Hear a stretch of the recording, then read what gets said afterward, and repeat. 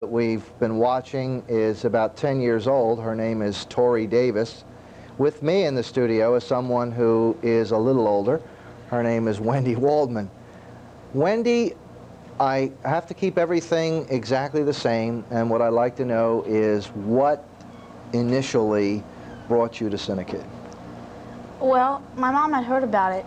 I think she got a letter from you, and she knew that I liked acting. I had done some stage before, and so we just came over to see what it would be like, and I liked it. Mm-hmm. You're the one in the family who apparently has the greatest interest in what's going on. What is there about CINEKYD that appeals to you personally? Well, I think it's neat being on TV, and I mean, this is so unlike stage. I don't think people who watch it realize it's so much different because there's lights and you don't have to talk, you don't have to have the kind of stage voice. And it's really a great experience for the actor that wants to maintain a career, because those who get their experience through stage work aren't ready for camera and movies and TV and that kind of thing. You've played also a wide range of performers. You've given a wide range of performances. You've really created quite a few memorable characters. Your strength lies in this wild kind of imagination that helps to make some very, very memorable folks. Would you share with us some of the people that you've appeared as? Wow, sitting down here? Just talking, or? Yes, okay. Yes, just tell us about them. Oh, tell them. Okay, tell you. I thought you wanted to act. No, it's all right. Okay. Well, last track I played a lady, Aunt Tilly was her name. She was, I guess she'd be in her 60s or 70s or maybe even older. She was rather senile. She was, I guess you could say, airheaded, very, just a light character, nothing heavy, very, she was a funny character, a humorous character. Sort of a silly aunt. I think all of us probably have some aunts that are pretty silly, and this is Aunt Tilly. That's who she is. Mm-hmm. How about this summer? The summer I played a very hard-nosed cook, you could call her. She's, I'd say she'd be 50, 40, a lot of energy, sort of like the kind you see in the Army, maybe, an Army cook or something. Right. She was, you know, the galoshes, the boots, and a big ring of keys, a very, you know, get-up-and-go kind of person. Mm-hmm. She wasn't exactly pleasant, though she had some goodness in her heart. How about this year? This year I play a mid-20-year-old musician. She's a violinist. She's, well, she comes off as being kind of airheaded, sort of much like Aunt Tilly in her own way, but she's really not as she appears to be, as the last few episodes have shown. She's, well, she's mysterious. I can't say what she is, or I can't reveal anything about her as of yet, although she is not what she appears to be. Do you like to act? Yes, very much. How about playing all these off-the-wall characters? Is it fun? Yeah, it's a lot of fun. I'd much rather play a character apart from myself than myself. Why is that, Wendy? Because I like being different characters. It's fun. It's I guess it's a way of getting out aggression in a positive way, you could say. It's just fun to do. Much more fun than, why should I come on stage or not stage, excuse me, why should I come in the studio and be a character like myself? That's not what I'm here to do. I'm here to be something bizarre, unlike myself. Wendy Waldman, who is a part of the CINEKYD organization and has created for countless viewers hours and hours of enjoyment through a very special talent. And she is probably one of the sharpest actresses we have at CINEKYD or have ever had the pleasure of working with. This program is made possible through the efforts of our young people, who are still now in the 6th hour of this dance marathon, and we'd like to cut now to the Roger L. Gordon Odeon right downstairs to see them do their thing.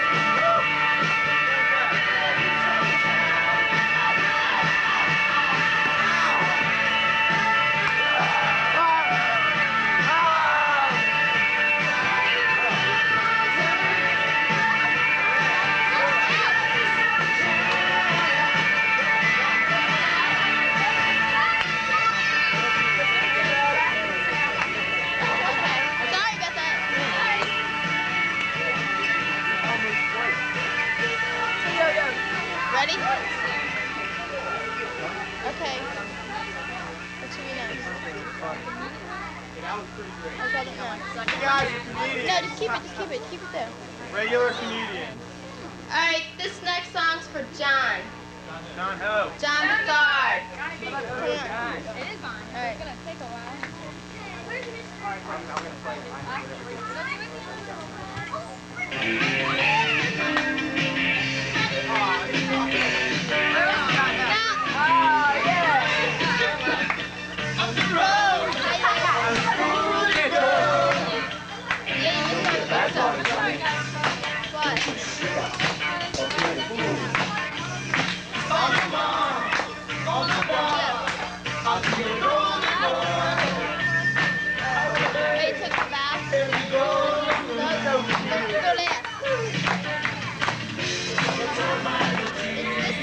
That's the Sisters Hour. Okay. What they're doing, of course, is attempting to stay awake, stay alive. Can you hear me? There we go. Sorry about that. Beep, beep, beep. What we're going to do now is get out of here so that the entertainment can continue. And continue with our story of Jack and the Beanstalk, which we've been showing all morning long for all the big boys and girls and little boys and girls who find it interesting. And it is. It's one of the best things we've ever done. When we concluded our last episode, Jack and Uncle Flywheel and everyone else who is part of this dream looked out the window to see a beanstalk that had grown way up to the sky.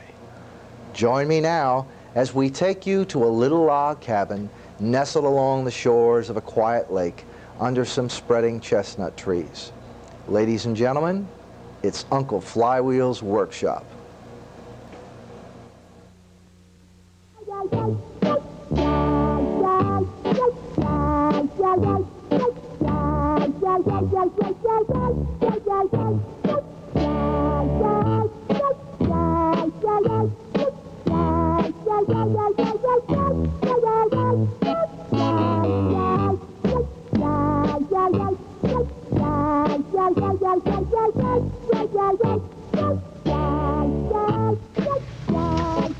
See, like I said before, you have to have a 10-cent permit that allows you to have this beanstalk that reaches all the way to the clouds. Andrews, look at the beanstalk. I don't know. Uncle Flywheel, where'd it come from? I'll tell you where it came from. It came from my magic beans.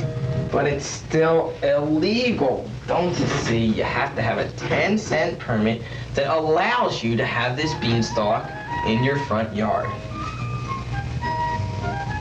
But Chief Inspector, we haven't got 10 cents. Well then,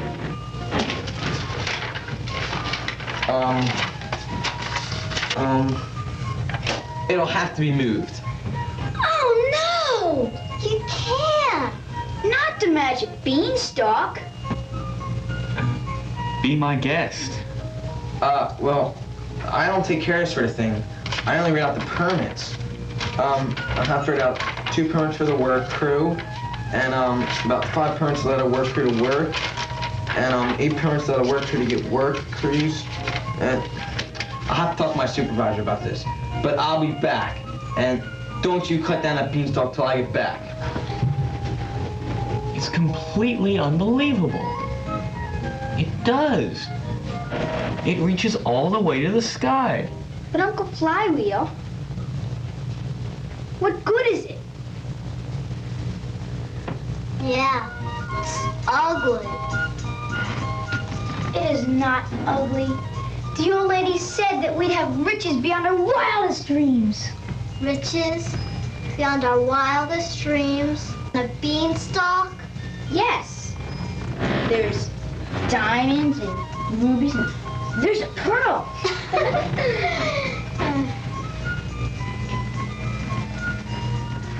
Well,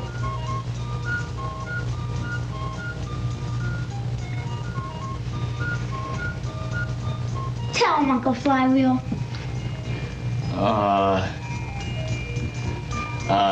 Well, Jimbo, Jack. Jack, it's tall, Yes, it's tall. and it's more than I expected. More than you expected. But to tell you the truth, I don't even see a bean.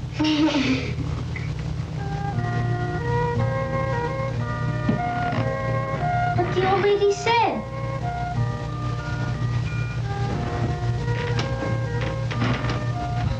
I know, Jack. But it's just a beanstalk. Come on, tiny popper.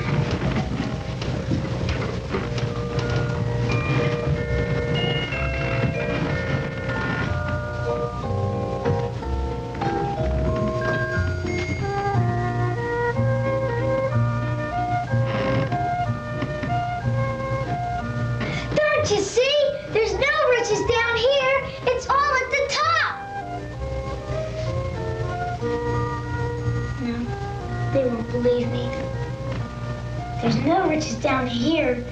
But all the gold and rubies and pearls, that's all at the top. I'm gonna climb this beanstalk. And when I do, then they'll see.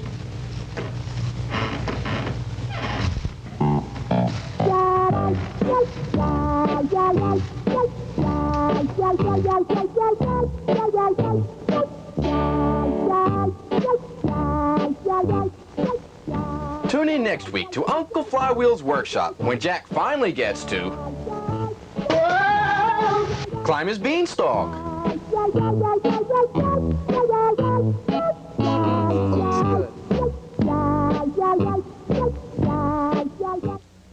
Young Jack right now is downstairs in the center of the action.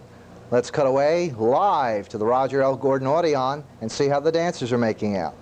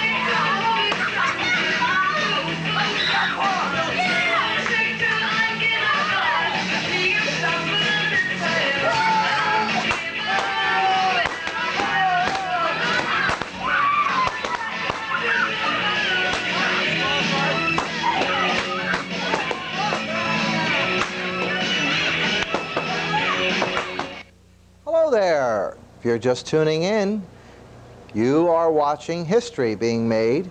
This is the first combination dance marathon, cable telethon, to be produced entirely by young people. Not just the first in this area, but the first probably in the whole wide world. And we appreciate your watching, and I'd like you to have the opportunity throughout the next several hours, because we're going to stay on the air live until midnight.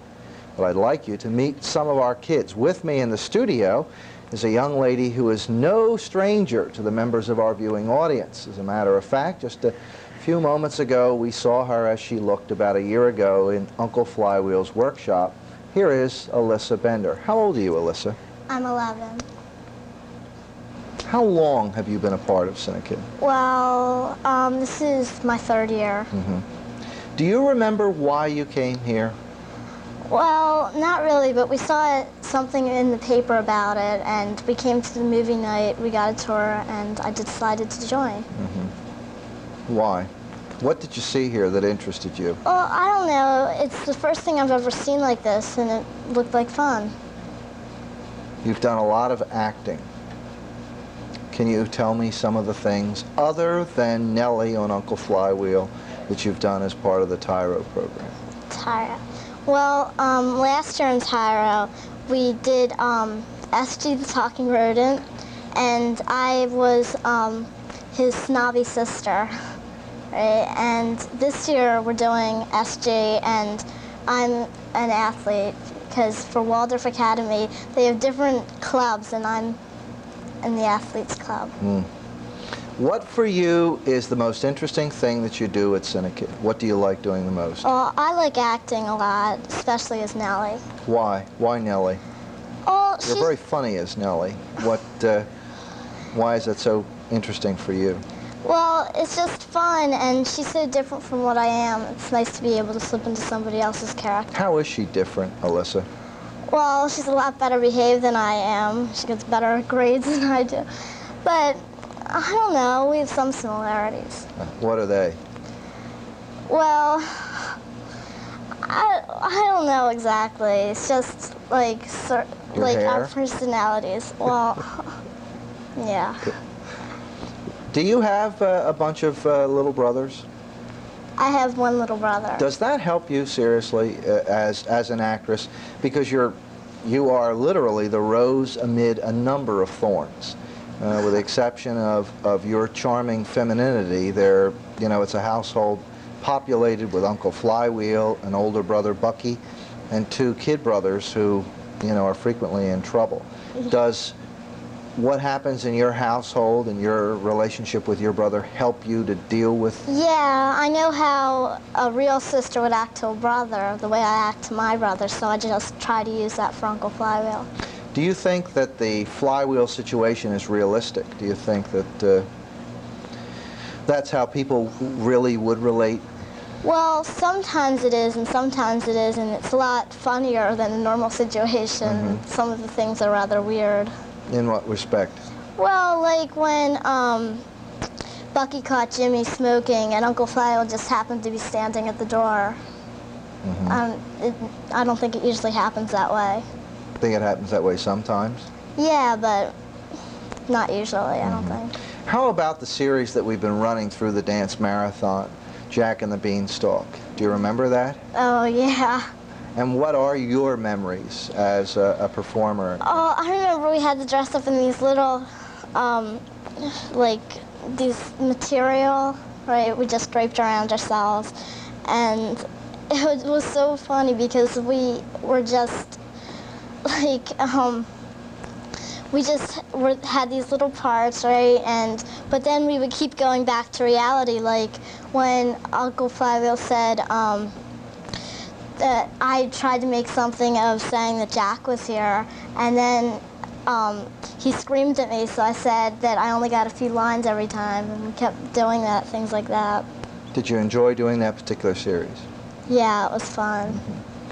You've been involved, though, in some of the storylines with Uncle Flywheel that more closely approach reality.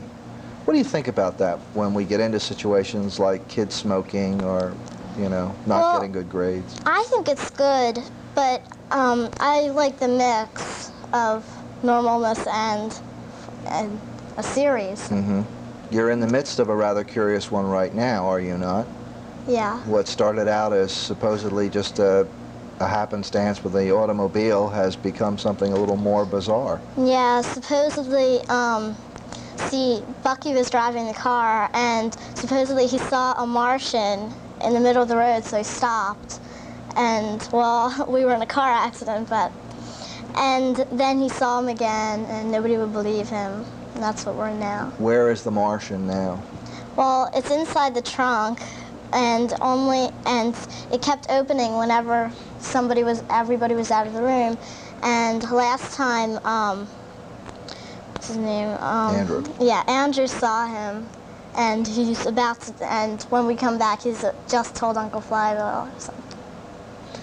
Alyssa Bender, one of the stars of Uncle Flywheel's workshop, and at the tender age of 11, an experienced veteran actress. We will now provide you with a chance to see how successful our young people are in terms of dealing with a documentary situation. Here is a sequence from our Behind the Scenes series. It was produced entirely by the kids, and this is part 2 of their effort to provide an historical perspective on what has been involved over the years in the creation of CINEKYD, another sample of the children's work.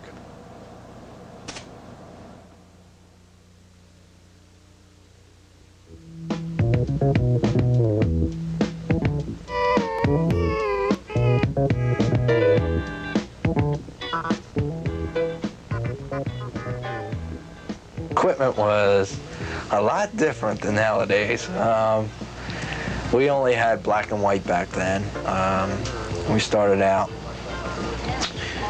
in a basement, okay, first of all, and we had to panel the whole basement and get old curtains, and there wasn't very good soundproofing. Somebody walked upstairs, or the dog would walk across the wooden floor upstairs, and you could hear it, you know, come across the mics or something. But you know, it was nowhere near as elaborate as we are now today. But it was a lot of fun. We had a lot, let's see, black and white equipment, open reel half-inch black and white video decks, reel to reel. We didn't reel to reel and cassette decks we used for our radio shows. The old Concord cassette recorders, which are real old, if you know what those are. And that's about it. We didn't have too much equipment, really. We had to use floodlights for lighting. There wasn't that much, really. It was hand-me-downs and whatever we can get our hand on that another school district was selling off, or that we bought in auctions, or was donated to us, or something that was thrown out beyond repair that we somehow could get working again. It wasn't as grand as it is today. In 1980, we made our first sound motion picture, Whiplash, and that was a step forward, because all before that, all it had been was silent film, sound black and white videotapes. We made a few sound movies, Whiplash, Gargantua, Whiplash 2, and then we began involving ourselves in video with CINEKYD Television Theater, and of course the new summer program, the Aspergen, which is our first feature-length video. We got new Sony cameras in, beautiful. You know, the color beta equipment started coming in, and we had switched to color just like that. It was incredible. It just happened like overnight. We began to grow. It was incredible. Started as a movie night / a disco. Okay, this is when disco was big back then, John Travolta and everything. But we would hold a movie night from 7 to 9:30. Then afterwards we clean all the chairs up, get everything spread out. Of course, we're still in this one room. Okay. First we had to clear all the chairs, get everything out, move all the hot dogs and the popcorn and everything. And then we'd set up the room with lights, dance lights. It was really funny with them spinning colored lights and all that kind of stuff. And the kids with Marty Wilson, I remember, he would do it a lot. We'd put the music together, would make a tape of all the music and stuff for the dancing, and we would go till like midnight doing it, 12:30, and then we'd have to clean it all up. But it was a lot of fun. It was a lot of work too, but they were funny. They were really funny. Now that you think about it, I guess, putting out all those stupid colored lights. But no, it was a lot of fun. It really was. But movie nights progressed then, past that stage, and we just couldn't hold it upstairs anymore, you know. So we started our theater downstairs, and ever since then, we have show movie nights on Saturday nights, sometimes a double feature, a Friday and a Saturday night. And this Saturday night, the Audion is expanding constantly. You know, we started with metal chairs that hurt your behinds after you sat there for an hour, and now we have these padded chairs with arm braces and everything. A big array of candy, popcorn, and everything at reasonable old-fashioned prices. The doors open at 7, and the show starts at 7:30. And we show first-run films as well as classics, you know, family films. And the place is just, it expands every year, and we're hoping to refurbish it again sometimes in the next couple of years, put in some a video screen and stuff like that. It's been a big help having John Bethard and Mark Weaver helping out. Strange tales of the future are revealed by a strange crypt keeper to a party touring ancient catacombs. Tickets are $2. The doors open at 7 and the show starts at 7:30. For more information, call 659-4696. Remember, Tales from the Crypt. You'll be crawling out of your skin.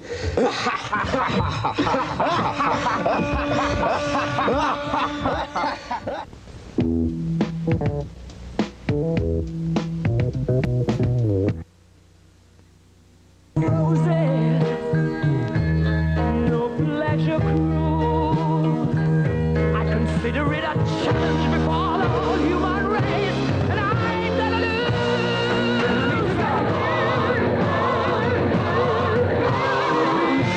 We are the champions, my friends. We'll keep on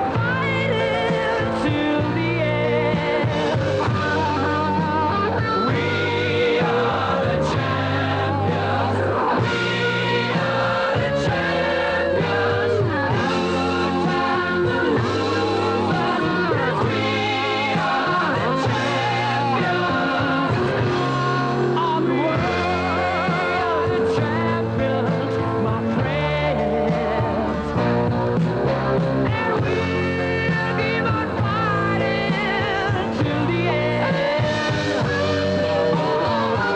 We are the champions.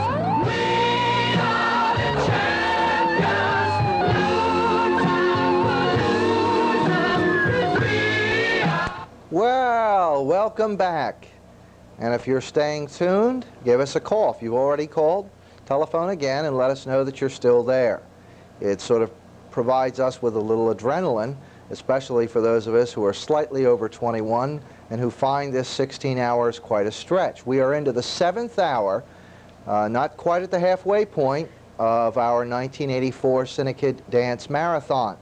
Give us a call and then make a second phone call to a friend, anybody along the Comcast cable network, to invite them to tune in to the world's first dance marathon cable telethon designed and produced entirely by young people.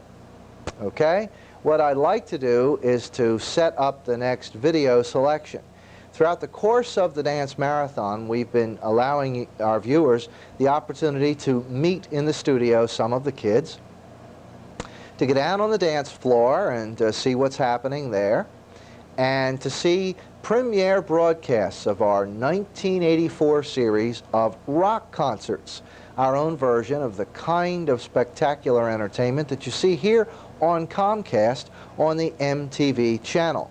This next selection was done in 1983.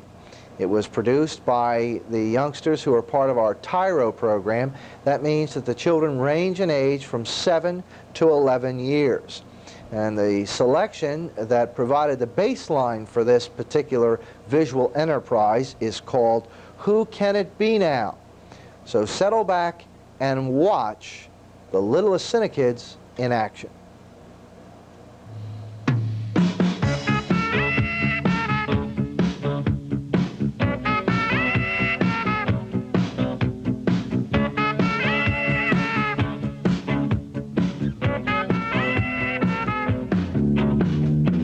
Who can it be knocking at my door? Go away, don't come round here no more. Can't you see that it's late at night? I'm very tired, and I'm not feeling right. All I wish is to be alone. Stay away, don't you invade my home. Best out if you hang outside. Don't come in, I'll only run and hide. Who can it be now? Who can it be now? Who can it be now? Who can it be now? Who can it be knocking at my door? Make no sound, tiptoe across the floor. If he hears, he'll knock all day. I'll be trapped, and here I'll have to stay. I've done no harm, I keep to myself. There's nothing wrong with my state of mental health.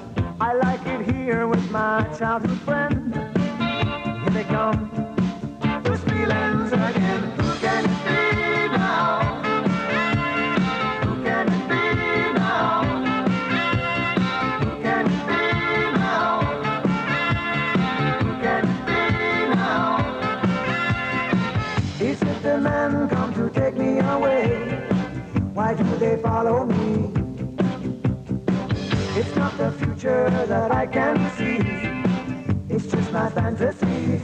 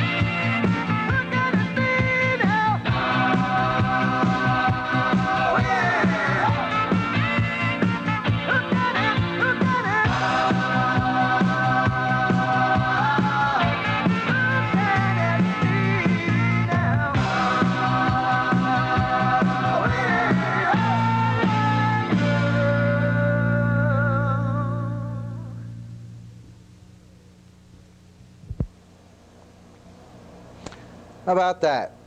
They're members of the Tyro organization, and that's a sample of their work from 1983. You're going to see many of those same kids downstairs dancing in the Gordon Audion. You'll also have a chance to meet some of them a little later right here in the studio. I'd like to use this opportunity once again to extend our thanks for cooperation that has made the Dance Marathon and the telethon the success that it is so far.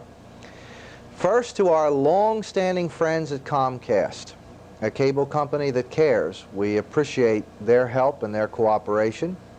Secondly, to our friends along the New Jersey Public Broadcast System for providing us with not only the equipment, but with the personnel. And it was that allowed us to provide you with this live. And third, to the Upper Moreland School District for sharing their access time and allowing CINEKYD to work in partnership with 3 other organizations. All of us the New Jersey Public Broadcast System, Comcast, Upper Moreland, and CINEKYD, dedicated to the commitment that something like this is most worthwhile if it benefits young people. Let's take a look at those young people now as we cut live to the Roger L. Gordon Odeon and watch the dance marathon in progress.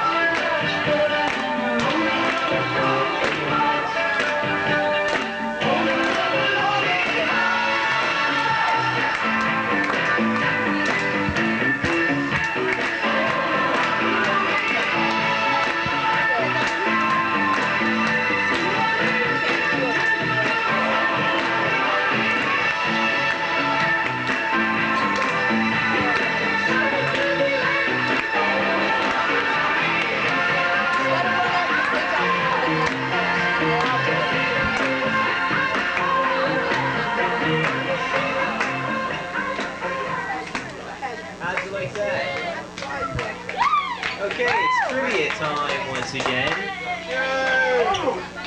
Okay, you must raise your hand to be able to answer this question. Don't call them out, please. Yes. It gets very confusing. Yeah. Okay. Thank you. Where does Bond find the golden bullet used to kill Bill Fairbanks, Agent 002, in the movie The Man with the Golden Gun? That's very good! Oh, Mark gets it. Yeah, that was a good one. But someone new. Yeah. So, next we're gonna play a slow song by The Who. Love Is Coming Down. The Who.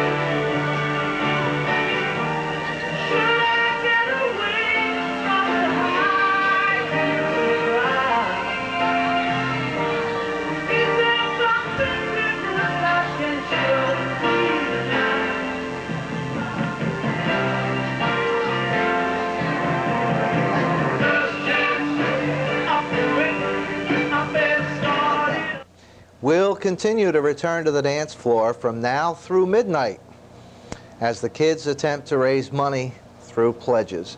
Hey, listen, if you're at home watching, Lord knows you won't find anything else on television like this, and you're so close. You can do two things. Give us a call and make a tax-deductible contribution for the kids, and call a neighbor or a friend who's along the Comcast network and ask them to watch. With me in the studio now, and trying ever so hard to distract me while I'm doing this, is another member of the CINEKYD organization. His name is Mark Miller. Mark was with us earlier, and unfortunately, if he keeps this up, he may not live to return again. You having a good time? Ah, yes, sir. Are you tired? A little. Mm-hmm. Not considerably. Mm-hmm. Have you done your disc jockey stint? Not yet. Mm-hmm. Are you set? Yeah. Okay, we haven't gotten into that with anybody. Would you like to tell the members of the viewing audience what is involved in getting set to handle a broadcast? Well, first, you have to schedule a meeting where both people will show up. And when they show up, then there's two people. And when they both show up... Usually if they both show up, there are two people, yes. Well, yeah, usually, but not all the time. Anyway, they show up for a meeting, and then you talk about what songs you want to play, and then you make a list up of what songs you want to play, and then it could be at that meeting, but it's usually another meeting, where you bring in all your records or borrow people's records, and you tape your songs. Mm-hmm. And you have to time everything so it'll come out just right. For just a minute. How long a time period are you responsible for? 15 minutes, but the song go 40 to 45 because you have that extra time to talk and stuff. Mm-hmm. What is the talk? What do you have games too?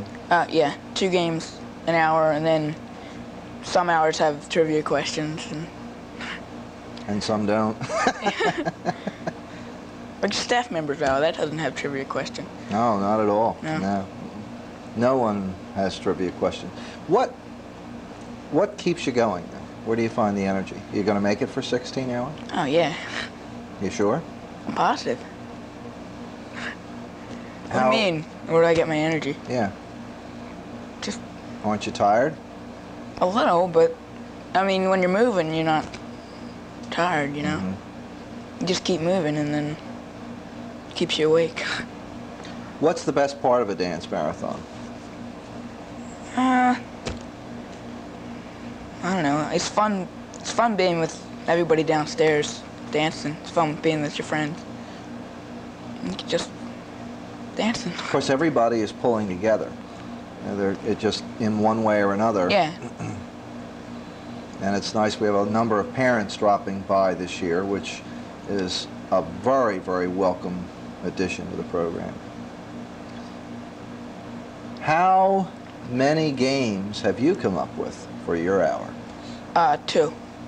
And 4 trivia questions, but they're, like, there's 2 that are definite and there's 2 that are backups. Okay. In case anybody. Now let's go back. What hour do you have? So the viewers 9 to 10, yeah. Superman hour. The Superman hour. Why is it called the Superman hour? Because during that hour, we'll be showing clips from all the Superman movies. Mm-hmm. On the 2 screens, if you look as we cut to the Gordon Audion, you'll notice that by the disc jockeys, there are 2 25-inch television receivers.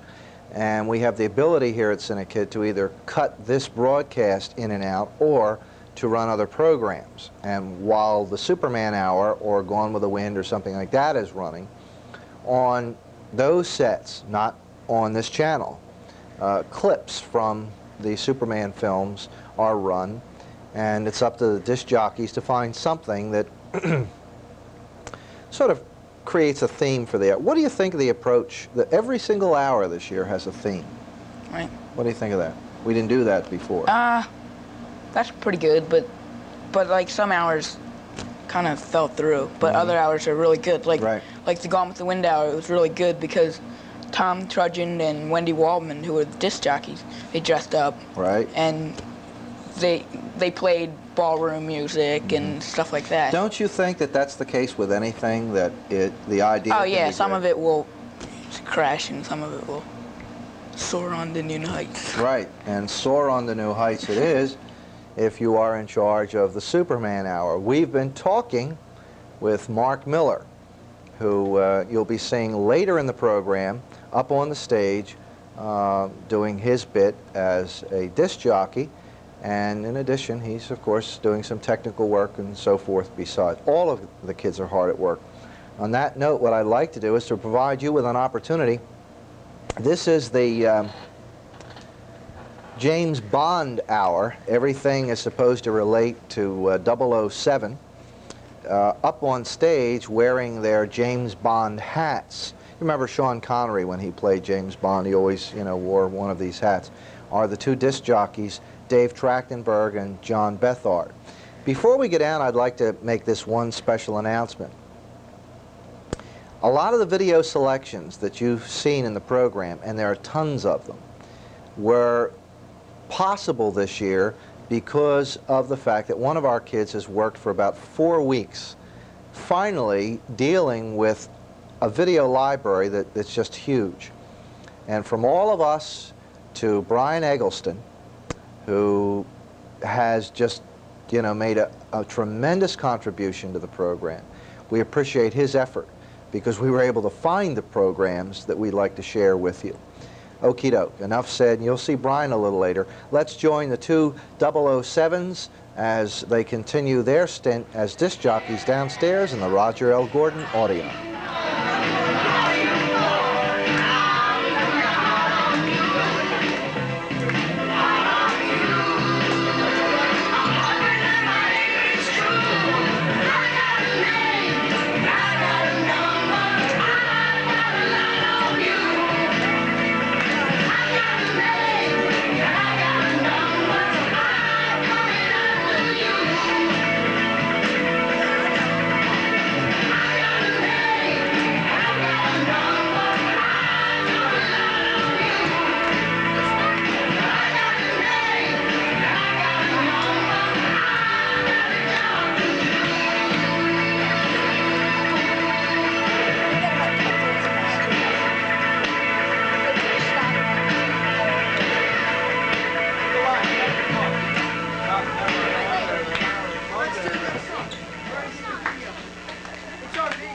Alright, here's a little trivia question. This doesn't count for any prizes, but what Van Halen song, Frank and I know.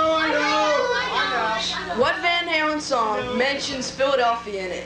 Yeah. Dancing in the streets. April got it over there, April. Okay, let's play it. Hey, Chris. Here, man.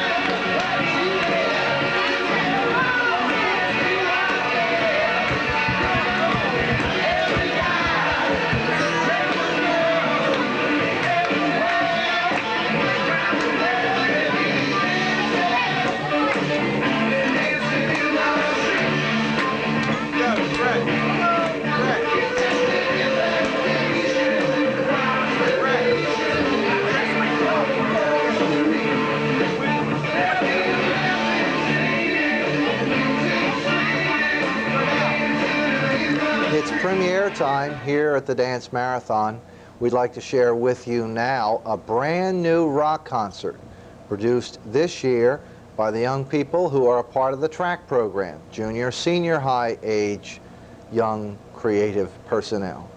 The song is Superman, and the kids, they're pretty super too. Let's watch.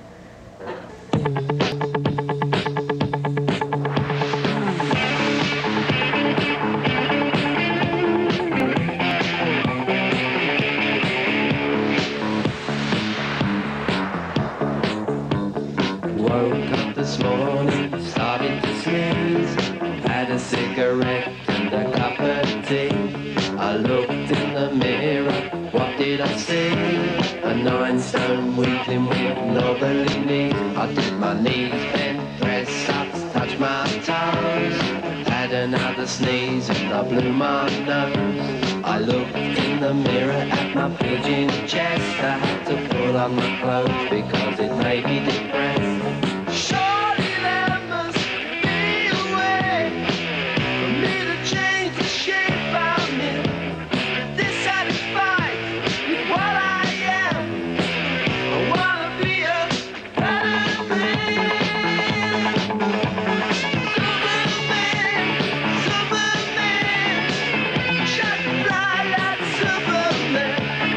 Superman, Superman, I wanna be like Superman. I wanna be like Superman. Wish I could fly like Superman.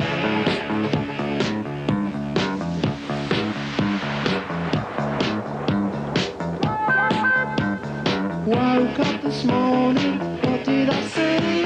A big black cloud hanging over me. I switched on the radio and nearly dropped dead. The news was so bad that I fell out of bed. There was a strike, oil strike, lorry strike, a bread strike. Gotta be a Superman to survive. Gas bills, rent bills, tax bills, phone bills. I'm such a wreck, but I'm staying alive. Hey girl, we gotta get out of this place. There's gotta be something better than this. I need you, but I hate to see you this way. If I was Superman, then I'd fly you away. I'd really like to change the world, save it from the mess it's in. I'm too weak, I'm so thin. I'd like to fly, but I can't even swim.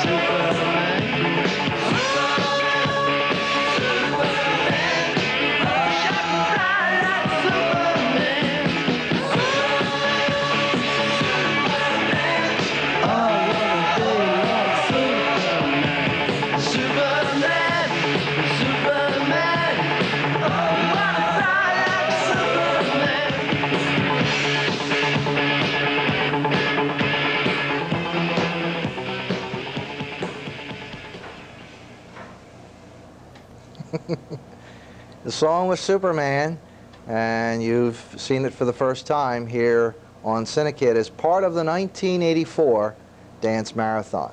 With me in the studio now, a young gentleman who we've seen earlier in the cable cast in a number of capacities, and who entertained us with his own production.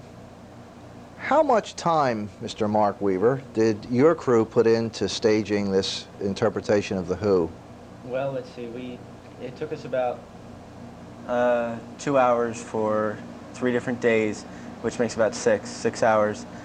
Plus, it took us 3 hours for 2 days to shoot it, which is another 6. And editing took about 5 hours straight through one day. So that makes about 11 hours to do the whole thing. Did you know at the outset that the finished product was going to look like that? How much improvisation takes place on the actual site? A lot of it A lot of it was actually done in the editing. We had shot, I believe, 5 or 6 different bass lines, which is just us playing the instruments. And when we took it into the control room and set everything up and started editing, and most of the creativity that came into there came into the editing. A lot of that wasn't planned. Is that typical of all productions or typical of the kinds of things that you do? I can't really say it's either. Usually things are more scripted out than that, but we thought if we shot a lot of stuff, we could inter-edit a lot of quick cuts and it would look better, so we just decided to shoot a lot. We don't usually do it without too much of a script. For somebody who's only 16, you had a vast amount of experience doing video editing. Would you share with our viewers what kinds of projects you are involved with as a routine? On CINEKYD Theater, I do the bulletin board, which is basically a promotional thing for the movie night or whatever activities CINEKYD might be coming up with. And I'm also in charge of editing Return of the Astrakhan, which was last summer's feature-length video production. And I have a couple people who are working on that with me, but I'm the editor-in-chief. What other series do you participate in? In addition, you do the radio show, right, but you have 2 other things that you serve as a director of one and as a producer-director of another. Right. I'm the producer-director of our brand new series called Judy, which is about Judy Garland and is the same thing as Jolson was originally. And I'm also the director of Uncle Flywheel's Workshop, which is which you've been seeing on cable all day, certain episodes of it. Uncle Flywheel's Workshop is a lot of fun, and we shoot it on Saturdays, and I direct it. And what do you enjoy most, behind the camera, behind the scenes, as it were, or the opportunities that you have to appear on television and radio as an actor?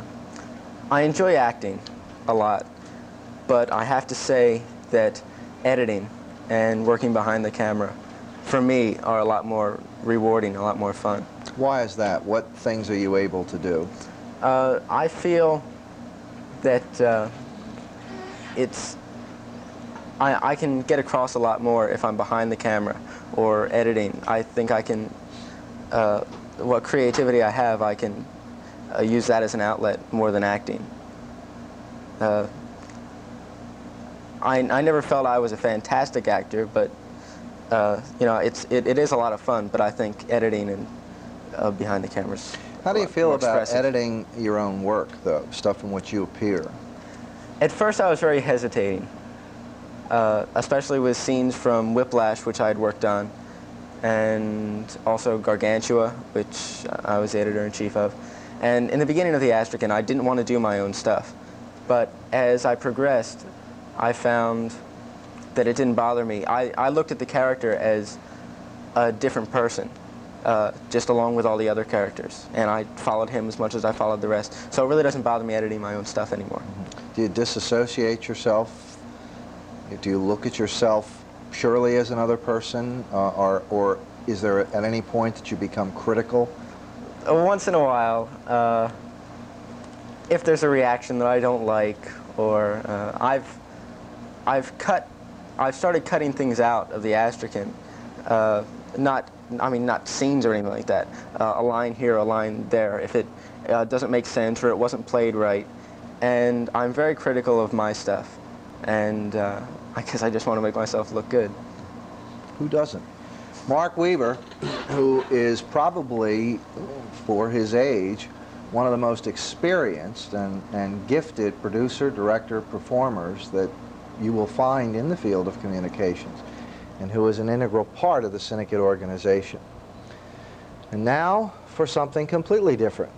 We're going to cut to the Roger L. Gordon Odeon, where, in addition to the 1984 Dance Marathon, himself, the rat with the most, Chuck E. Cheese, has arrived to entertain the troops. Let's watch.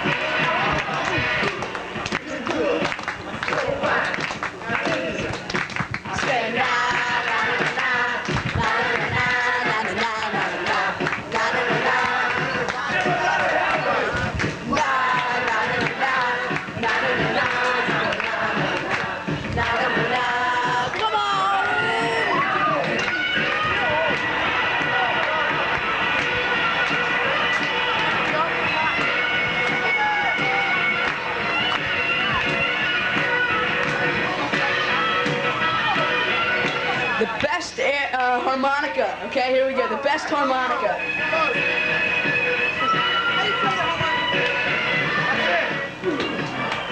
Oh wow.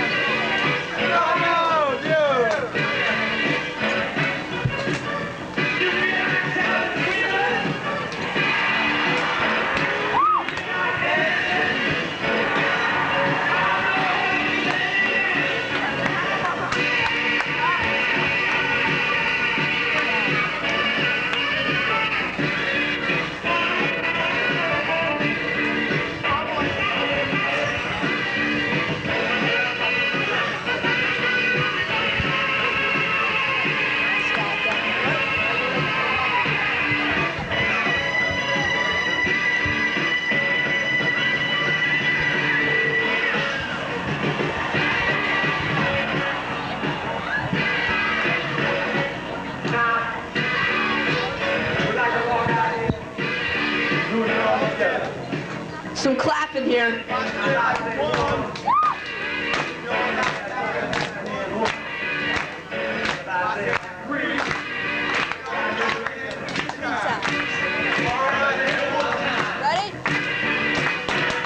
Let me hear it one time again. Two times. Two times again. Let me hear three. Give me four.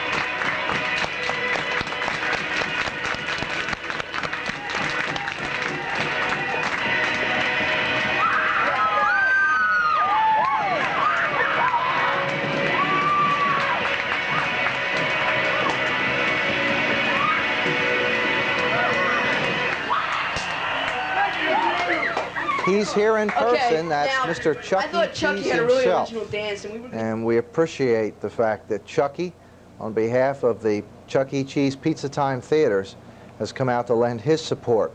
Our continued thanks to the Comcast Cable Network, to the New Jersey Public Broadcast System, who bring you Channel 23 and Channel 52, to the Upper Moreland School District, and to all the folks at CINEKYD, who have allowed us to create the world's first complete telethon as done by kids. And now, take a break in the music and provide you with the 7th chapter in a story that we began around 8 o'clock this morning. Well, he planted the beans, and the beanstalk grew, and now what problems face our characters. Join me as we go to a little log cabin nestled along the shores of a quiet lake, under some spreading chestnut trees. Come with me to Uncle Flywheel's workshop.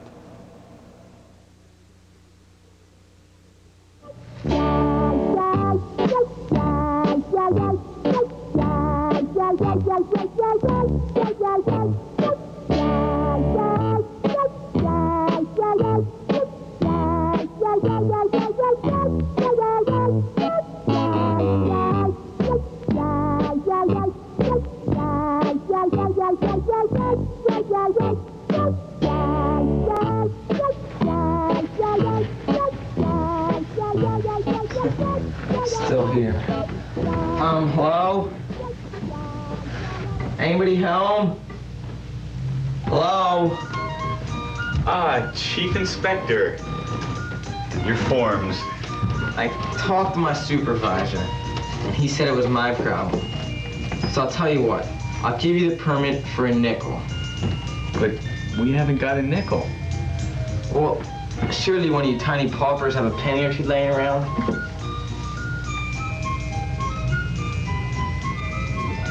Weren't there 3 of them before? Sure, 1, 2, 3, and whoever's in the box. That's Androcles. Say hello, Androcles. You would happen to have a penny or two laying around in there? I don't think so.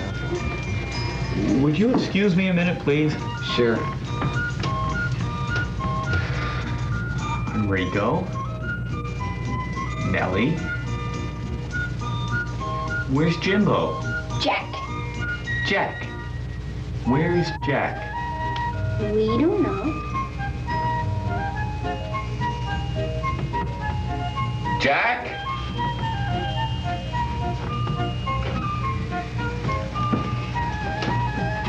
Yo, Jack.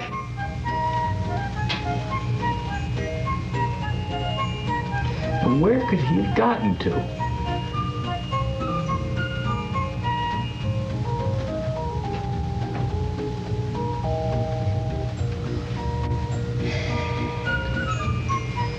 He wouldn't.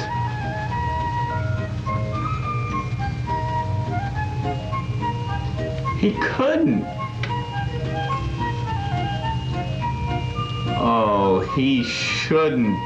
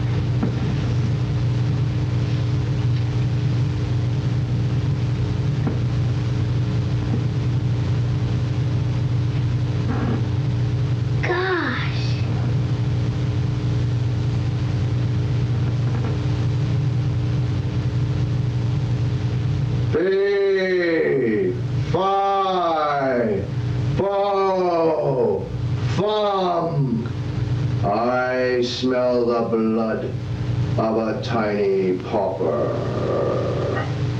A giant. I don't believe it. Of course, I wouldn't believe this anyway.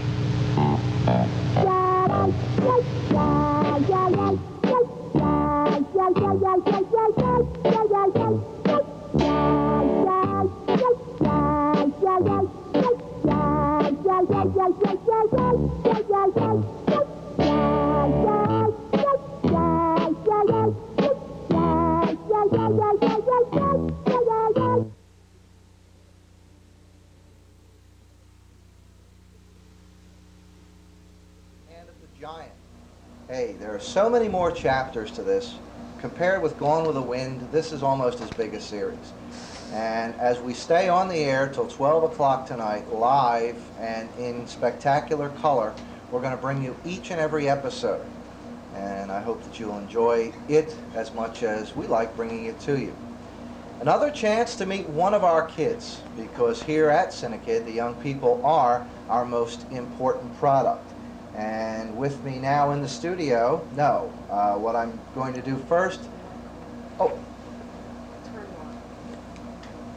hello, there we are.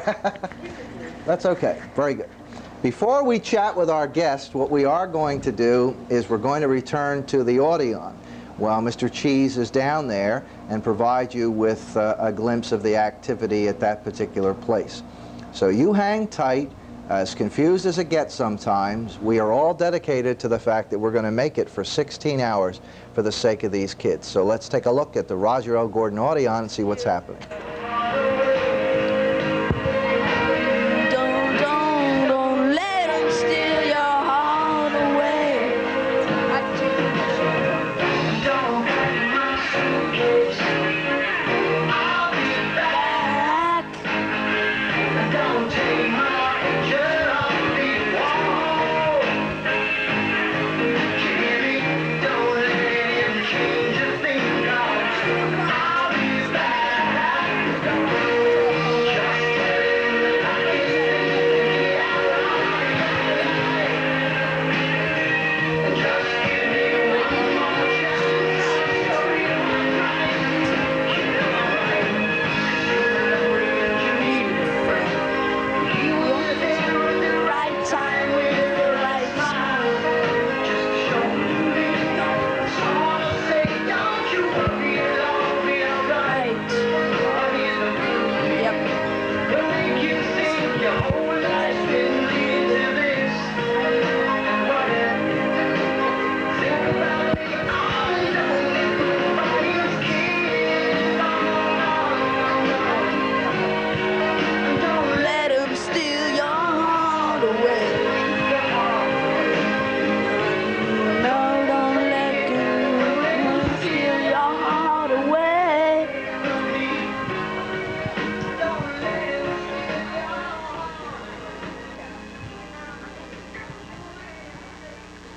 Okay, that was supposed to be dedicated to Cindy and Robert, and I guess it still is.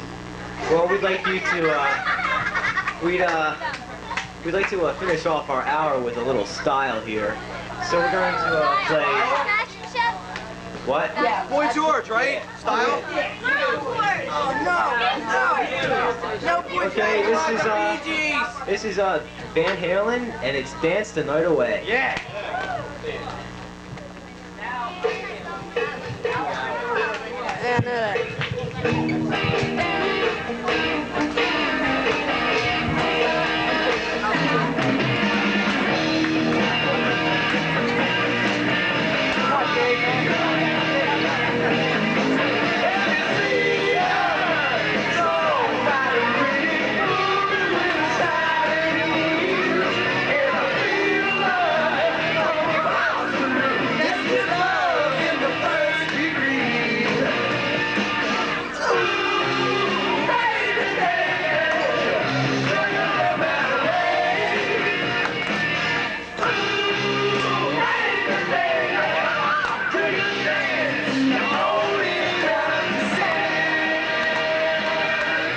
Okay, here he is.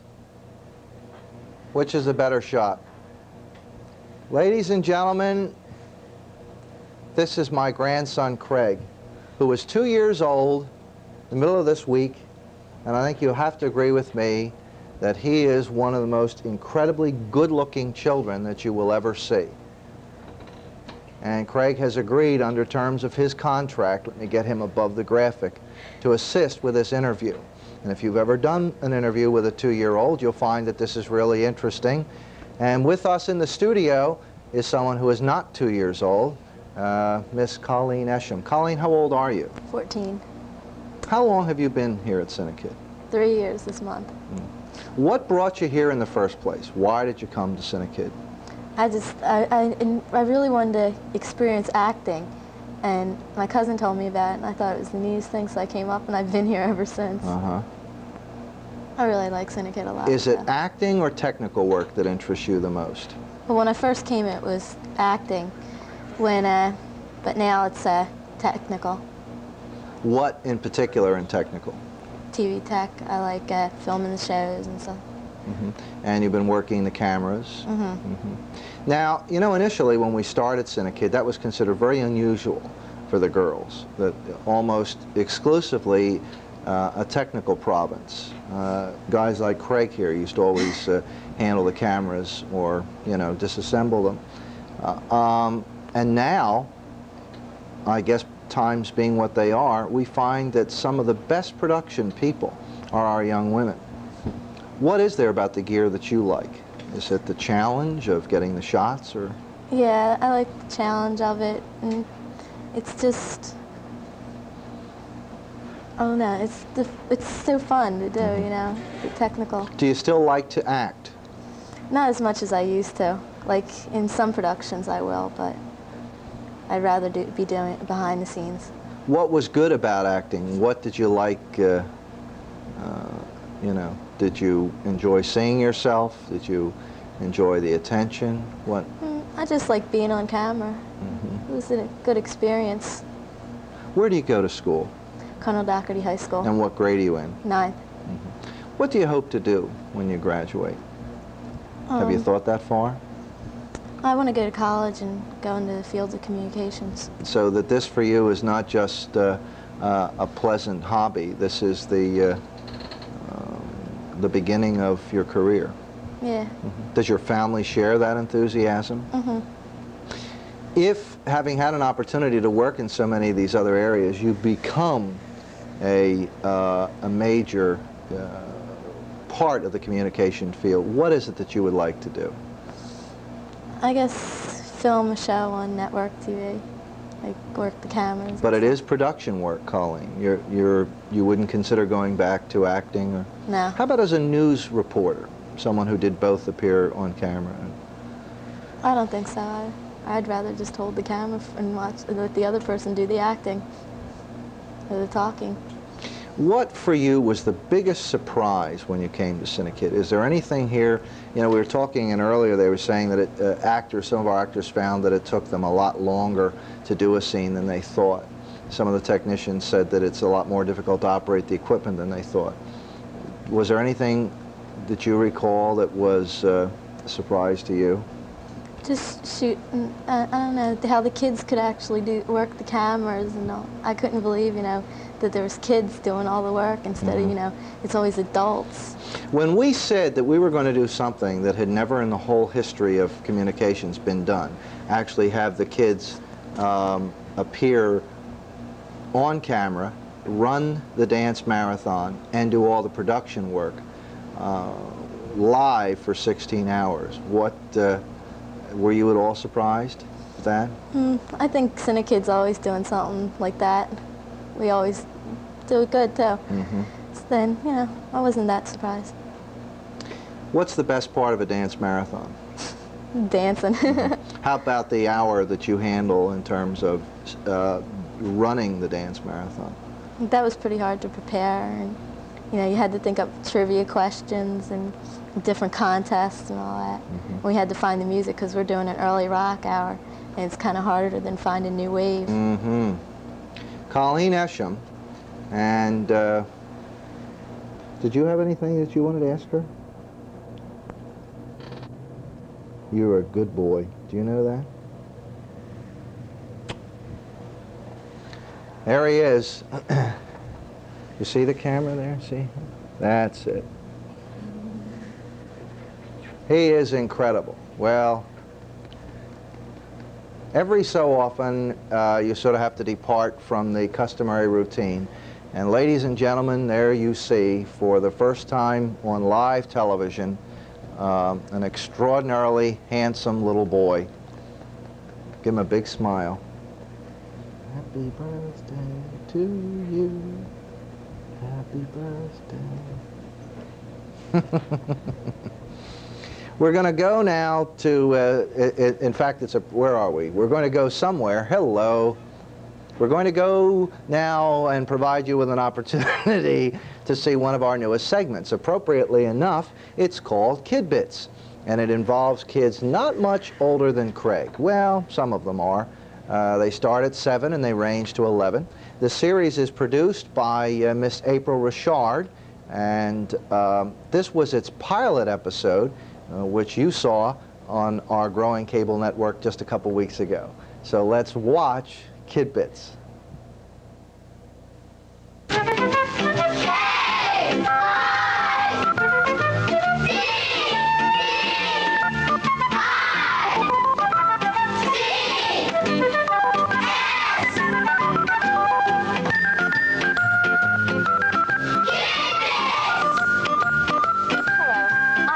Shard for Kidbits. You're probably asking yourself, what are Kidbits? Well, Kidbits are a series of shows involving a musical selection and some very creative Tyro kids. The musical bridge is about 2 or 3 minutes long and is shared with their elementary age students. The youngsters then think of an idea or a skit and act it out to the music. Enough explaining. Let's take a look.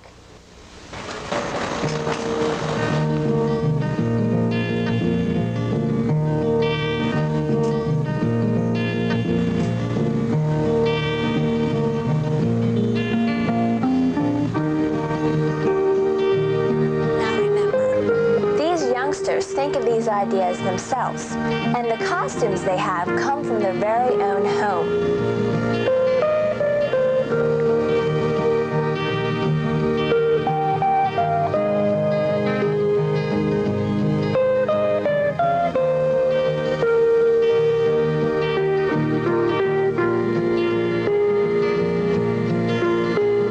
Oh my, chivalry is dead.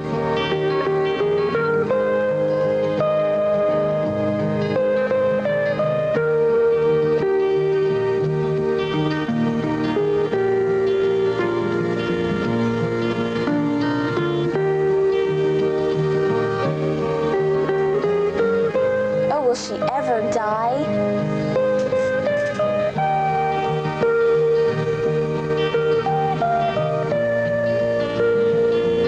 Uh-oh, gangsters. Here comes the big bad sheriff.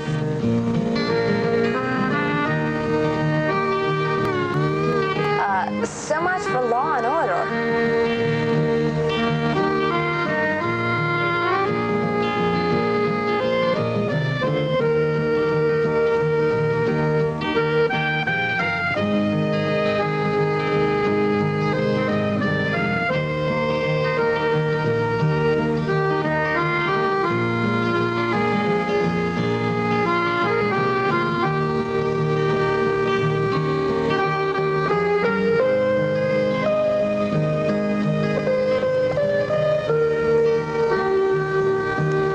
After that dream, I wouldn't like Western things either.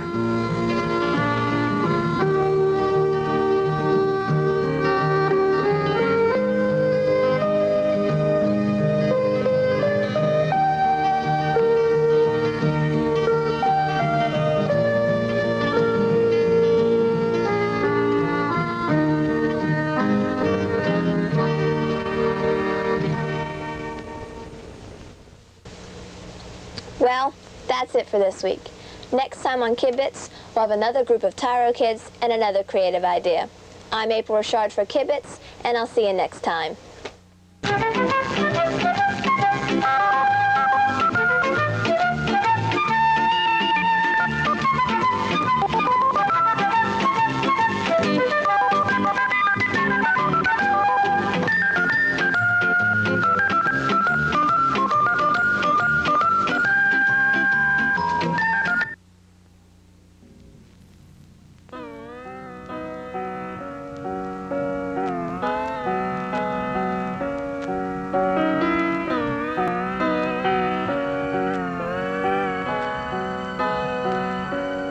I know it's late.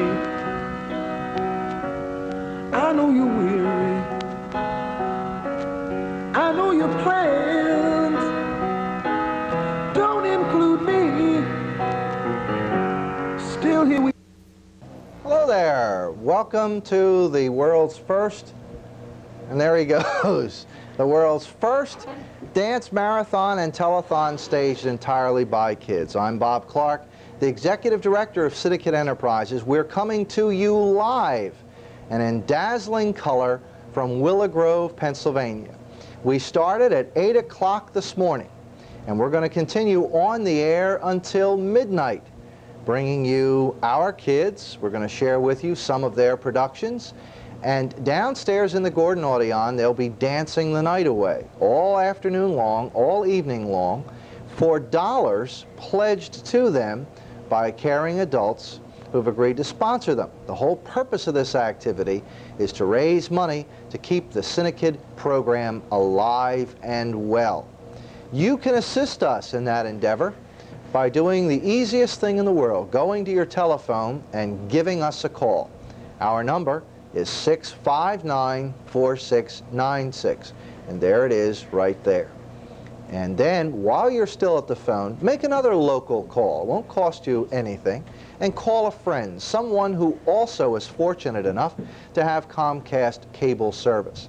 And tell them to tune us in on Channel 34. Because this is history. It's like seeing TV at the World's Fair in 1939, or the first color broadcast back in the late 40s and early 50s, or the first live transmission from the moon.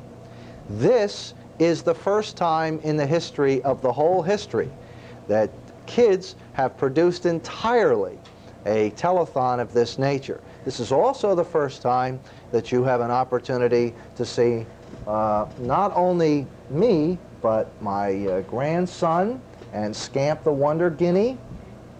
He's in there. Knock on the door. Scamp. Say hi, Scamp. There he is. Hi, Scamp. Now let's pull out a little so we can see the little boy. There he is. Very nice. Very good. This is like live home movies. There he is. Say hi, Scamp. Well, while Craig talks to Scamp, let me tell you why we're here. Now, you can keep looking at him. That's just fine. We're here to raise funds. The phone number stays on the screen, 659-4696. And Scamp and Craig and all the kids of CINEKYD are going to be here throughout the afternoon and evening. And what they're attempting to do is to raise dollars to pay for the equipment, to pay the rent, to pay the overhead, to keep the organization alive.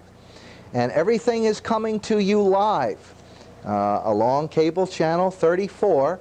This is entirely a live program. Now, the videotape segments, of course, they are videotape segments, but what makes this so special is that we are cutting between 5 cameras, a computer, and a variety of decks, and everything is being handled by kids.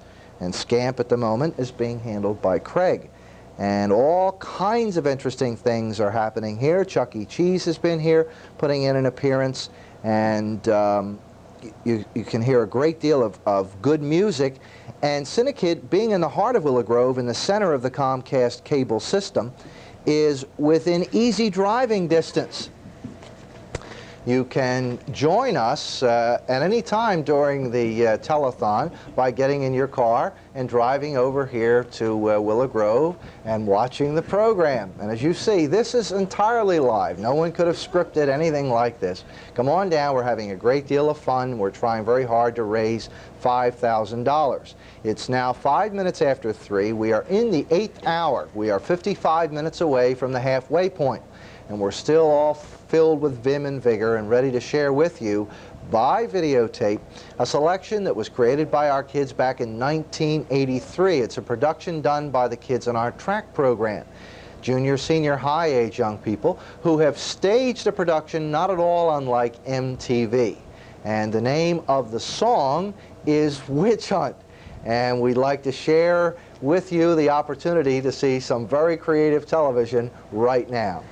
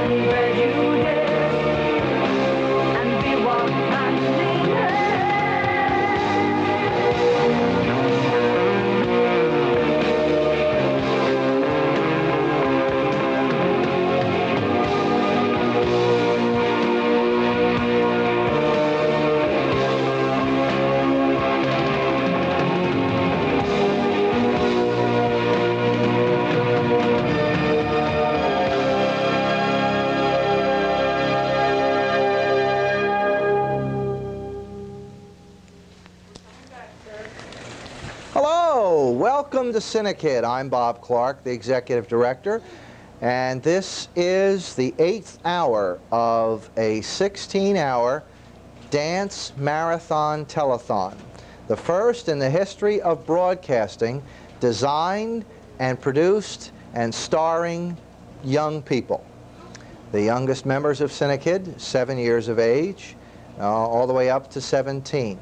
But what you are seeing live on your cable channel right now is a program that is being done entirely by our youngsters. The bottom line of this activity, as it is with all telethons, is that this is our effort to raise money, desperately. How it's done is that folks call in and make pledges and make donations, but more importantly, that our kids are down there in the Roger Gordon Odeon dancing up a storm. And we'd like you to join us now as we cut live to the Gordon Odeon. And the hour is, this is the Beatles hour. And your disc jockeys downstairs are Mr. Mark Weaver, Mr. Lee Burnett. Let's watch.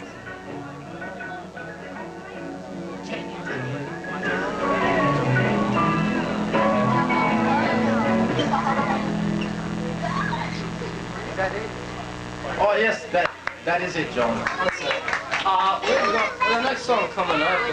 Right, we have a whole bunch of songs coming up, really, but we've got one coming up right now, and this is dedicated to Mr. John Bethard. Yes, because we think he's gear. Right. And it's not a Beatles song. It's a Ringo song. Yes, it's a Ringo-style song, and it's called Johnny, You're 16, You're Beautiful, and You're Mine. Ooh.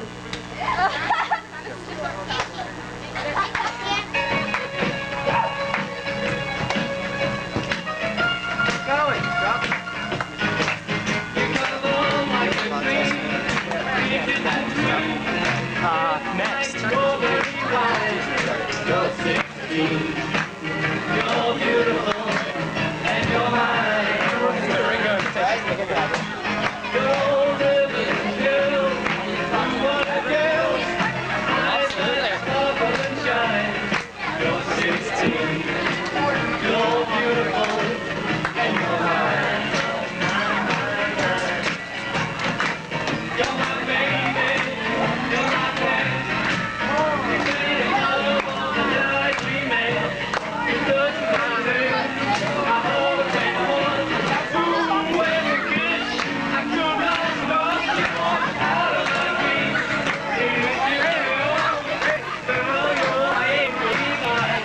You're 16, you're beautiful, and you're mine.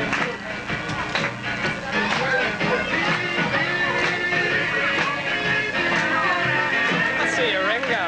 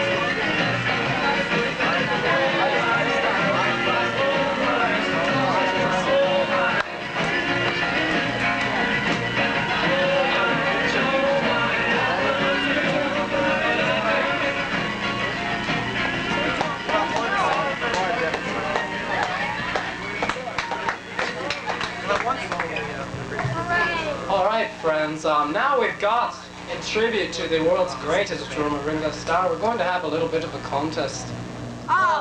Chuck E. Cheese himself.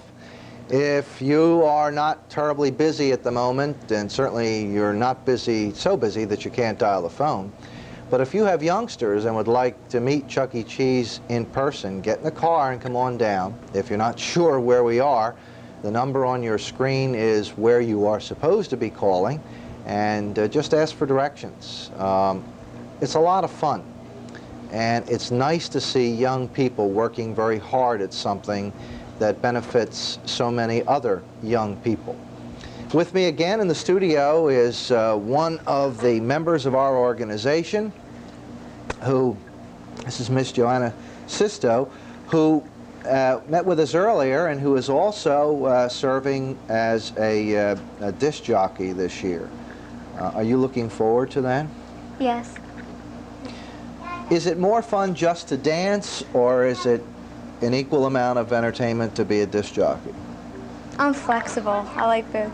Yeah, but I didn't DJ yet, but I'm looking forward to it, and I think I'll get. What do you think of the work the kids are doing so far in terms of the disc jockey stuff that you've seen?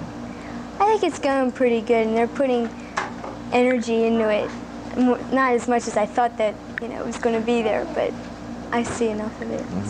How is the music? It's good. It's good. It's jumping, gets people moving, and then the slow songs give people a rest. So I think it's pretty good.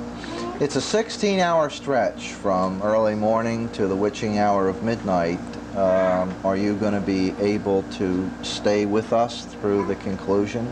I think so. Like 2 years ago was when I joined up, and it was my first marathon, and I lasted.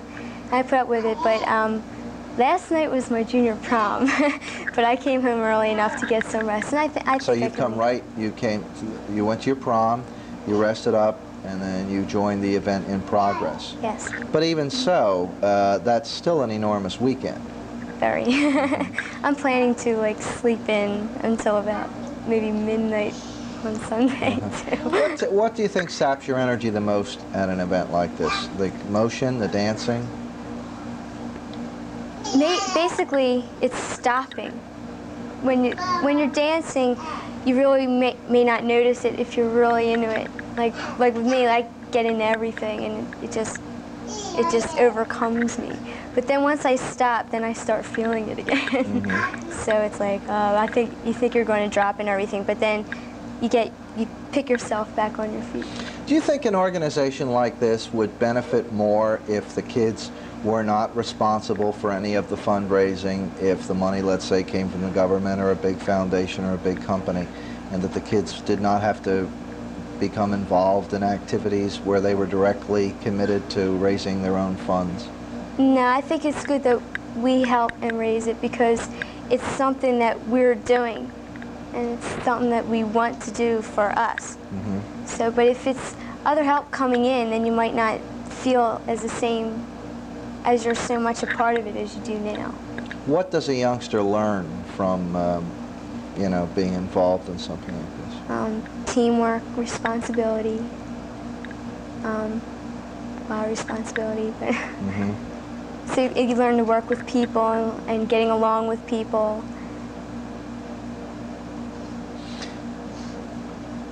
Do you know of any other organization like CINEKYD that would be capable of mounting an extravaganza of this nature?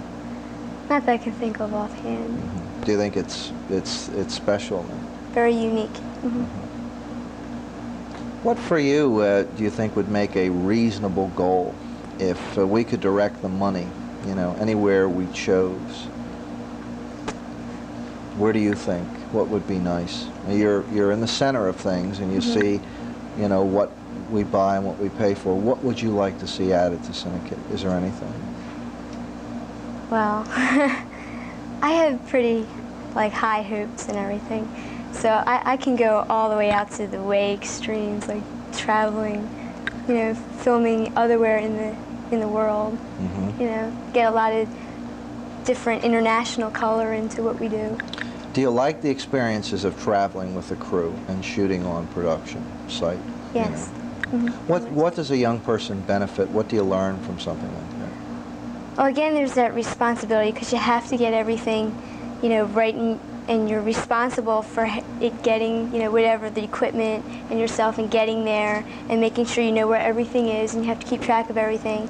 And then you still get to have fun, too, which, balances, and keeps you into it.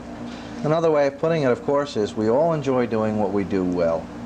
And right now the kids are, as we go halfway through the 8th hour of the dance marathon, still moving, still trying very hard to meet their goal and keep the CINEKYD program continuing. So we're going to cut now live to the Roger Gordon Odeon and provide you with a look at the 1984 CINEKYD Dance Marathon. Hey, my brother. My brother. My brother Ryan.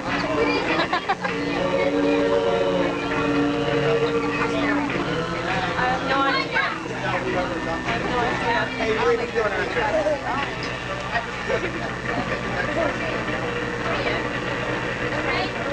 out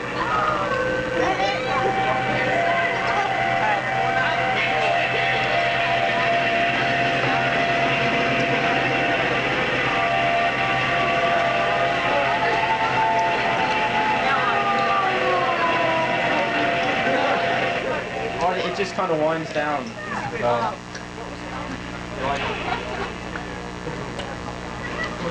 There we go, all right. That was long way along. It was kind of a useless dedication since Dana was not No, here. she did show up halfway through. Oh, did she? Oh, This was a Hello, pleasure. Dana. How are you? Hello. All right, all right, the next one is, we have another dedication here. It's to Mr. Dave Trachtenberg, and it's also to Jim and Tori. It's from us. It's from us, all of us. We're just happy fellas. All right, so here we go. It's called Get Back.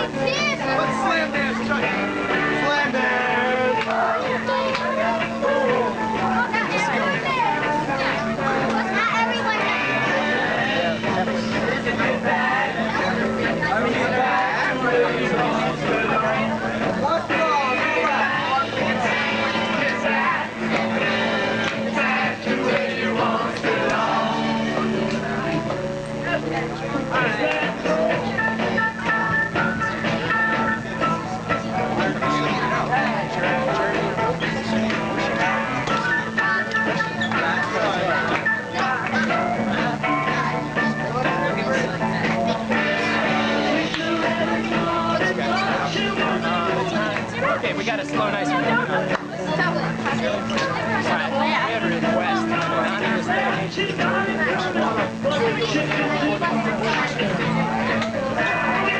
Alright. Tell me.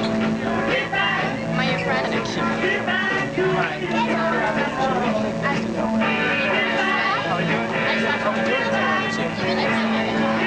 Let's beat us. Come on, Miles. Alright, are you dedicating this to Holly or to Mom? Which one's going to Mom? You went up doctors.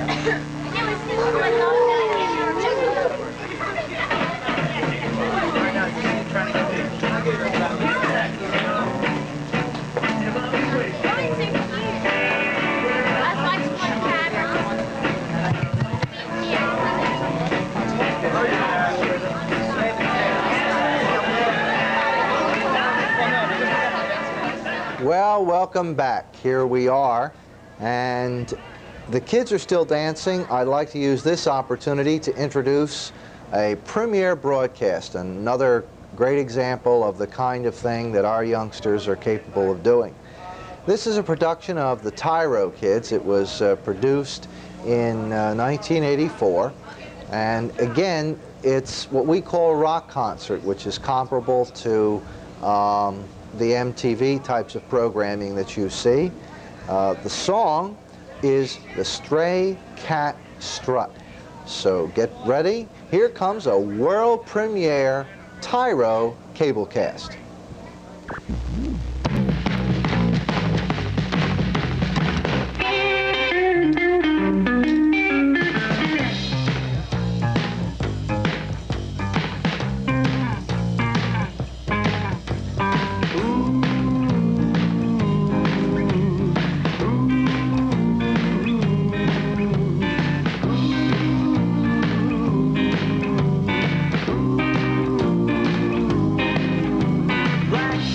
Stray cat sitting on a fence. Ain't got enough dough to pay the rent.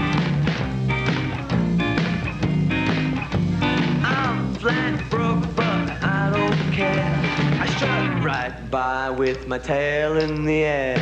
Stray cat strut, I'm a feeling Casanova. Hey, man, that's that. Get a shoe thrown at me from a mean old man. Get my dinner from a garbage can.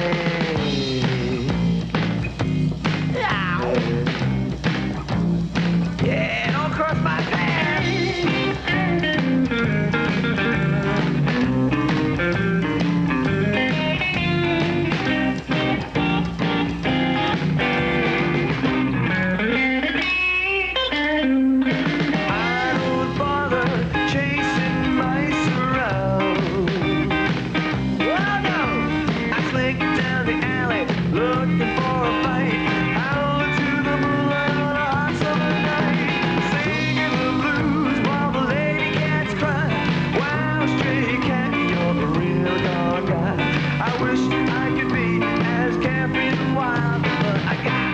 Class and I got cat style.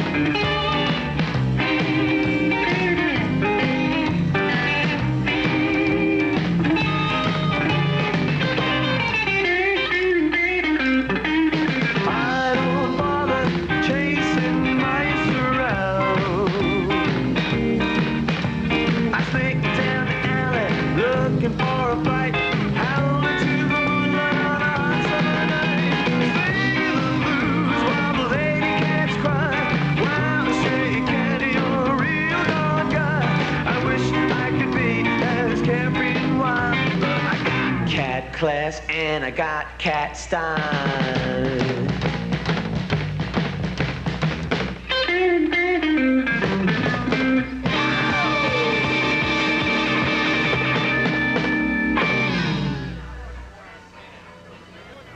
Hello there. This is Bob Clark hiding behind the sunglasses, and this is the 1984 CINEKYD Dance Marathon. I apologize for the affectation, but unlike Jerry Lewis, I have found that I have difficulty after so many hours under these lights, and at the risk of going blind, I will look like a typical movie producer and continue to be able to read my cue cards. With me in the studio at the moment, once more, is the youthful talent, the star of It's Jimmy Boyd, and a young fella who has appeared in a number of the productions that have been staged by our Tyro organization, and who will later this evening, for the very first time, step up on the stage and with Jim Jolly serve as a disc jockey for this year's dance marathon. How are you holding up, Mr. Brody? Well, I'm holding up fine. It just gets a little bit tiring, but if it's for CINEKYD, you know. What is it that gets tiring? Is it trying to keep moving the whole time, or? Yeah, it's bouncing around a lot and dancing with other people, you know, and getting in lines and bouncing around, and it gets kind of hot. Have you ever attended a marathon of any sort before? Once when I was about in 3rd grade, I did a math-a-thon, but it wasn't anything like this. You took home a little booklet and did math problems and got sponsors. That's nice. You have quite a number of sponsors, though. You actually have several sheets of them, don't you? Yes, I do. What's your total, every hour that you stay awake and keep working, how much are you bringing in every hour? $5 an hour. So that over 16 hours, that totals what?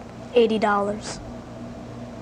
Okay, we have a little gold mine sitting here next to me in many respects. And that is absolutely positively the kind of thing that makes CINEKYD work. Did you think that the dance marathon was going to be like this? Is it exactly what you thought, or is it different? No. In fact, I didn't think it was going to be this great. I thought it was going to be, you know, the speakers, you know, it's loud, it's stereo, and I thought, you know, there wouldn't be games, you know, during songs and food and snack bars and video games and everything like that. I thought it was just going to be, you know, dance and then, you know, nothing, no food, no real entertainment like Chuck E. Cheese. What has been the best part so far? Well, everything's been real good. When we took a break, I walked around and saw video games and the store, and the Lee store, space thing where the other sets are. How are they making out there? Pretty well. An interesting thing, and hopefully there'll be some way to get some tape and show you. One of the young people who's a part of CINEKYD, Rod Bancroft, who runs our refreshment counter, which is called the store, decided that if he were given the room adjoining where the dance marathon was, that he would put together a marketing package that would raise approximately $1,000, in fact exactly $1,000 in a day.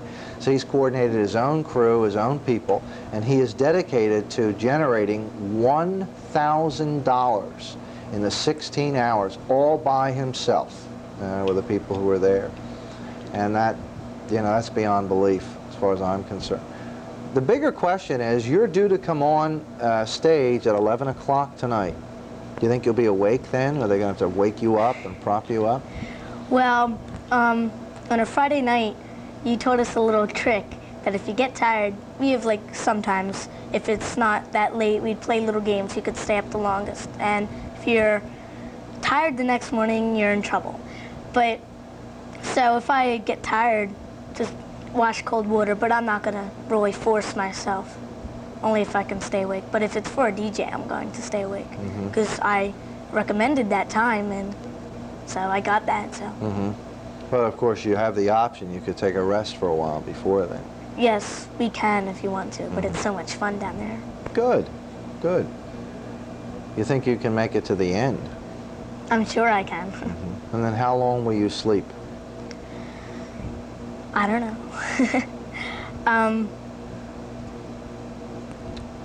Till about 12 o'clock tomorrow morning. Somewhere around there, huh? Yes. Okay, his name is Aaron Brody, and in addition to being our own version of Jimmy Boyd, and the better version of Jimmy Boyd, he is a disc jockey and a dancer and an integral part of the CINEKYD organization. We are now going to take you, by pushing a button and yanking on a few wires, live to the Roger L. Gordon Odeon, where the 1984 Dance Marathon is now in progress.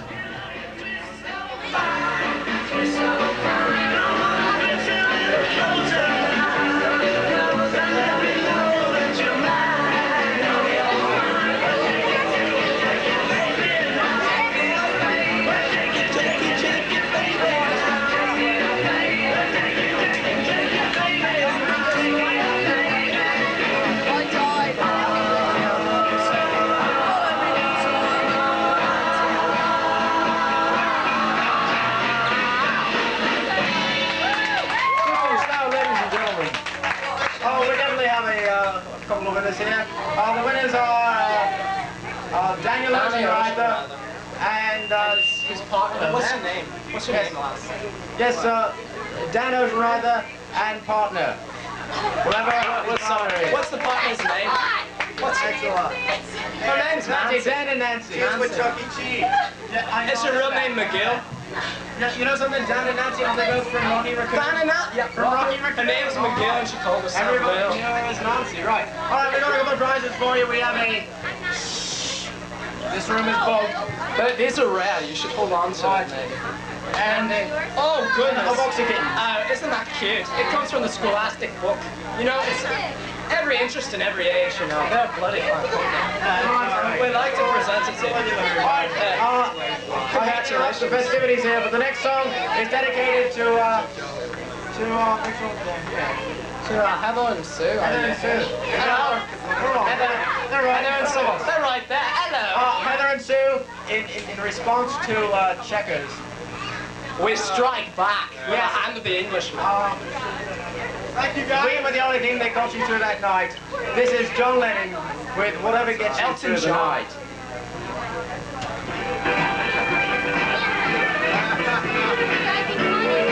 Thanks, guys.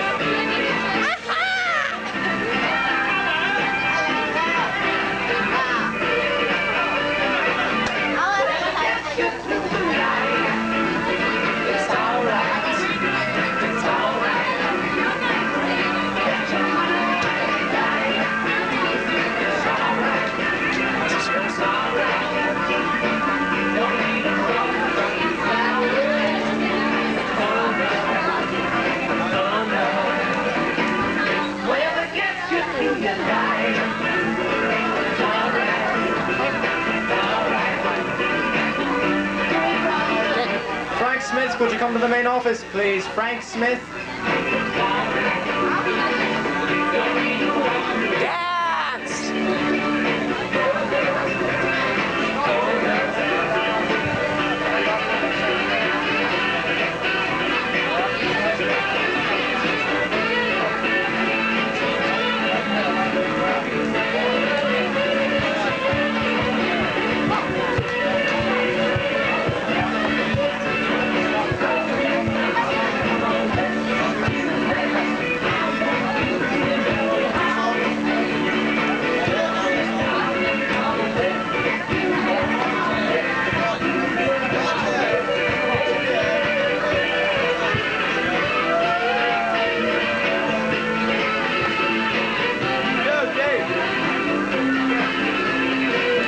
This is a dance marathon, not a standing reading the schedule marathon. So could we all please stop dancing?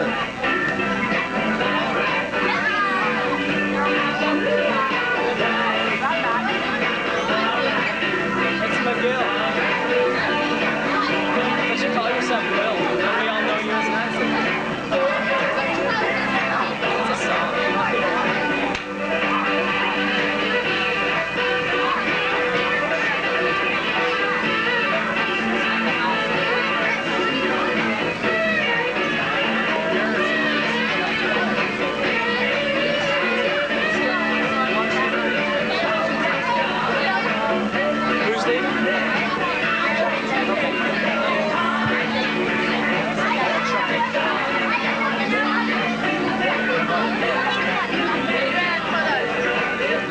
If Chuck E. Cheese does not pass out from exhaustion, he certainly has contributed a great deal of spirit to this activity.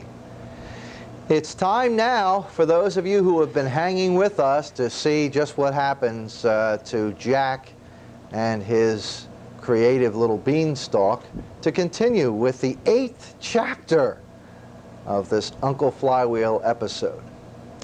You remember that Jack sold the family cow for a bunch of magic beans, and the beanstalk grew, and he climbed up the beanstalk and came, well, join me as we go to a little log cabin along the shores of a quiet little lake under some spreading chestnut trees. And there we will find Uncle Flywheel's workshop.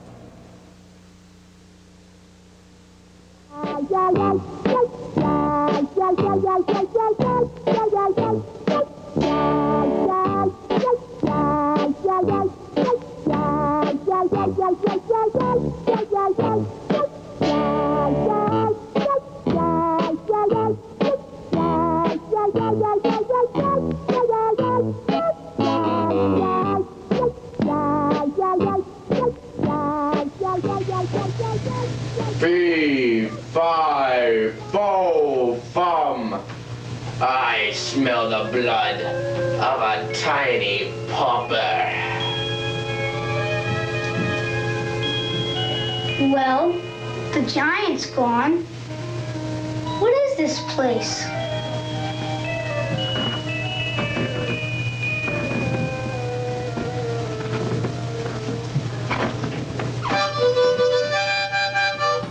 What was that?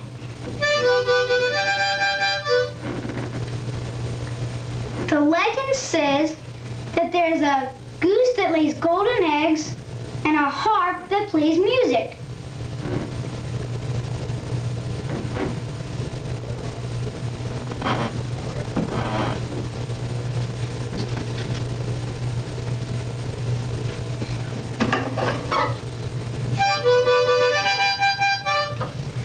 Would you settle for a harmonica? I'll take this down to Beanstalk with me. And maybe I can sell it. Let's see, is there anything else? Aha! A bag! I wonder what could be in it. Cool! Now we're getting somewhere.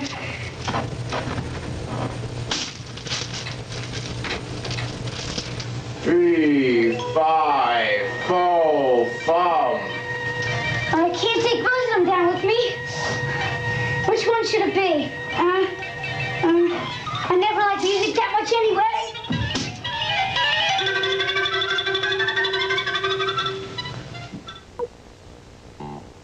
Tune in next week to Uncle Flywheel's workshop when Jack informs Uncle Flywheel of a minor detail. Unless I miss my guess, a giant's coming down that beanstalk. And that's his bag of gold.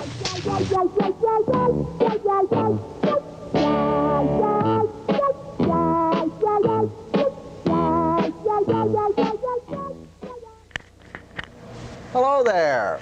Welcome back. That was the 8th chapter, and wasn't it glorious? And in just a few minutes, we're going to talk with Jack himself as Mr. Jim Jolly joins us here in the studio. I'd like to take this opportunity to remind you that if you haven't made those 2 important telephone calls, that effort in dialing the telephone may indeed spell the difference between success and failure for our young people. They don't have the federal government or the state government to depend upon to support their organization. CINEKYD is a private non-profit corporation, and our kids are deeply committed to making sure that this program continues. It's magnificent how much you are able to do with a large staff of volunteers. At CINEKYD, there are 14 teachers, 18 parents who serve as office and clerical assistants, and a board of 12.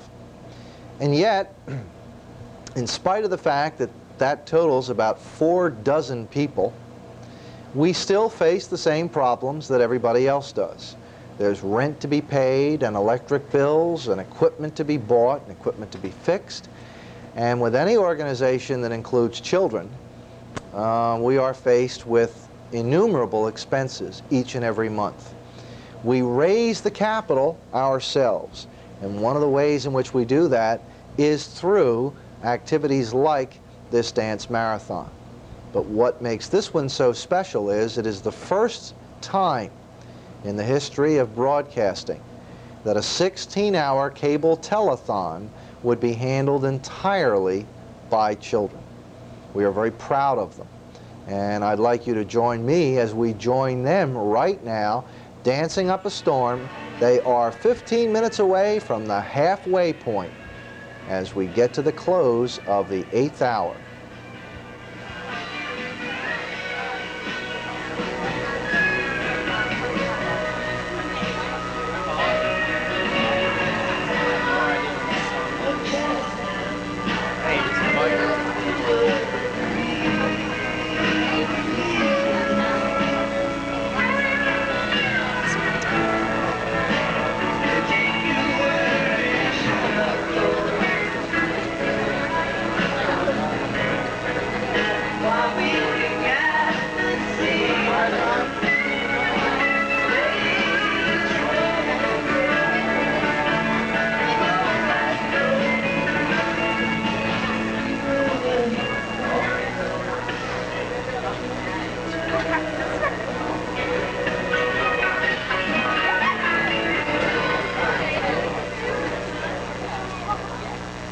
Okay, y'all, it's about time.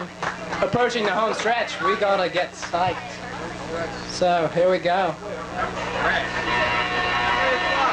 Oh, yeah.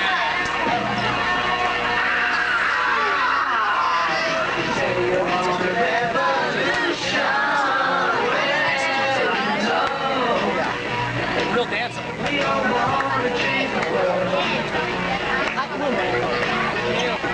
Tell me about a revolution. Well, you know, we all want to change the world. You talk about destruction. You know that you can count me out. Alright, alright. Alright, yeah, alright. Alright.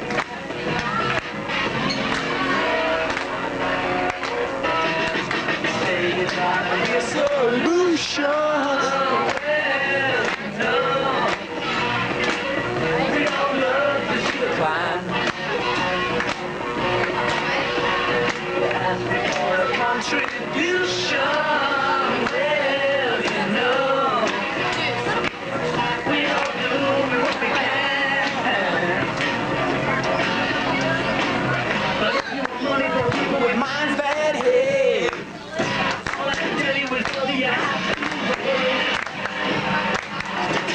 Now it's gonna be alright. Alright. Alright.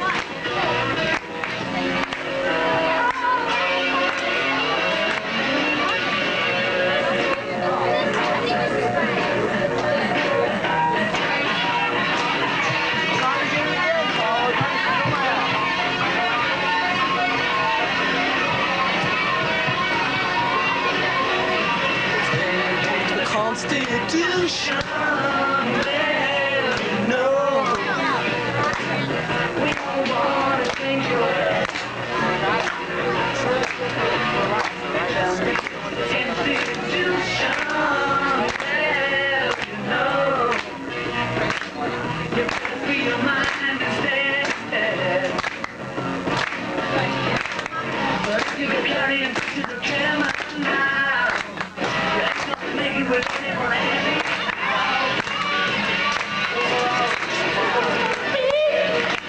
Alright. Alright. We're gonna have fun. Alright.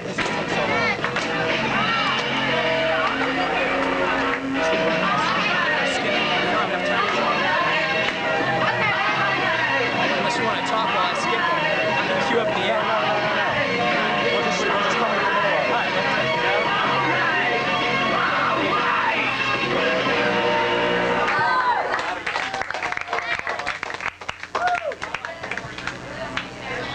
I thought we were done. Wait, you want it over, Rob? Oh!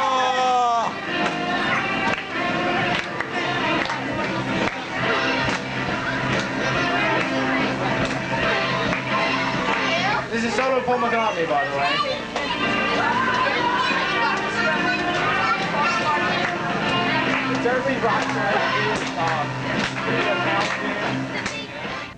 Hi, this is Bob Clark. Welcome back to the studio. And as you can see, not only is there considerable action down on the dance floor, but the disc jockeys themselves have really turned on the charm, as it were. I think it's all an effort to stay awake. It's about 10 minutes to 4. As I said, we're concluding the 8th hour.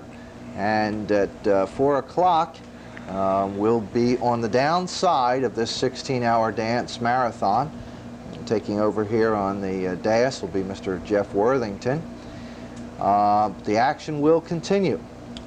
Throughout the day, we have been cable casting one of the most favorite of all the series that we've done.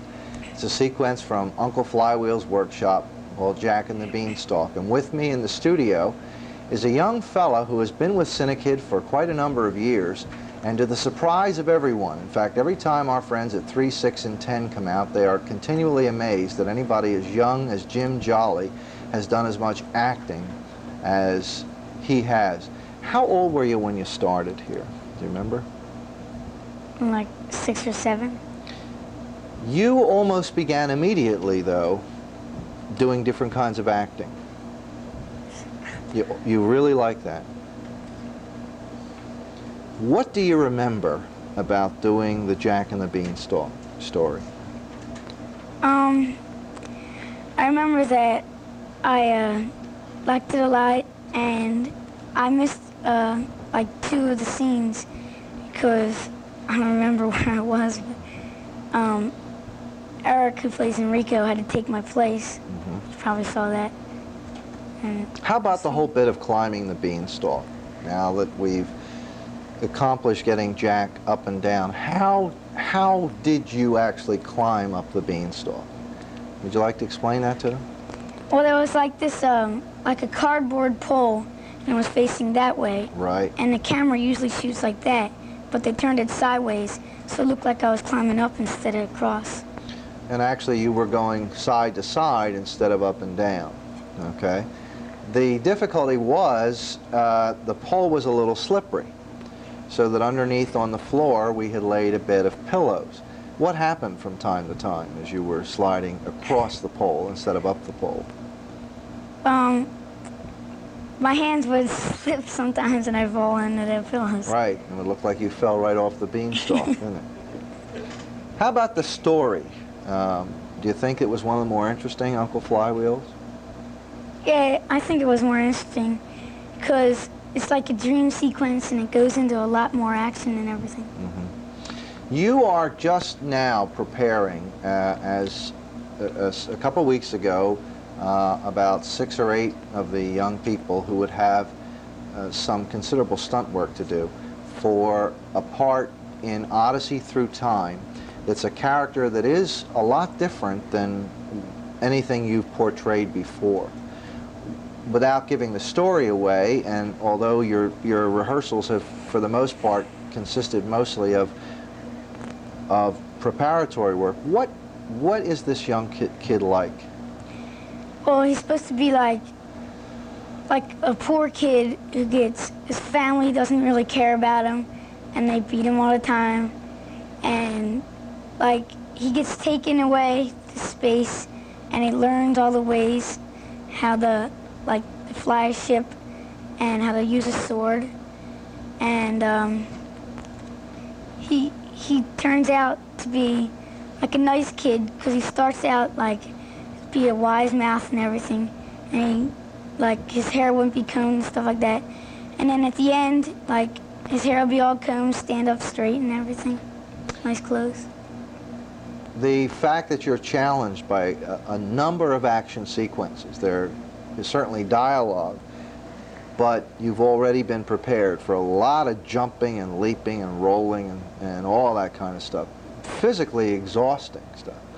Do you like that?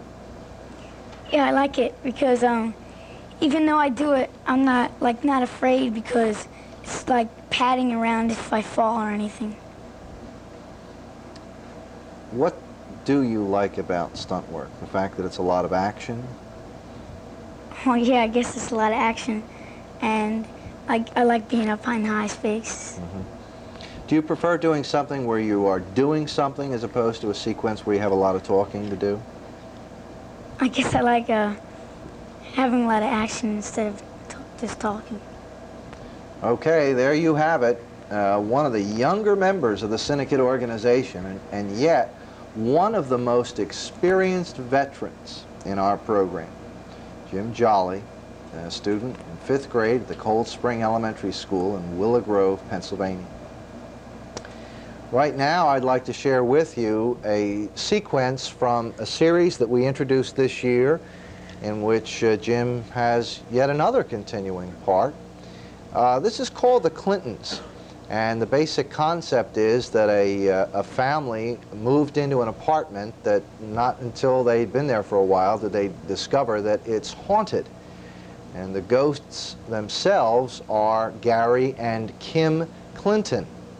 And for the mother and the older brother, who is the only one who can see the ghosts, and the younger brother, it has been a rather novel experience because all kinds of strange things are happening.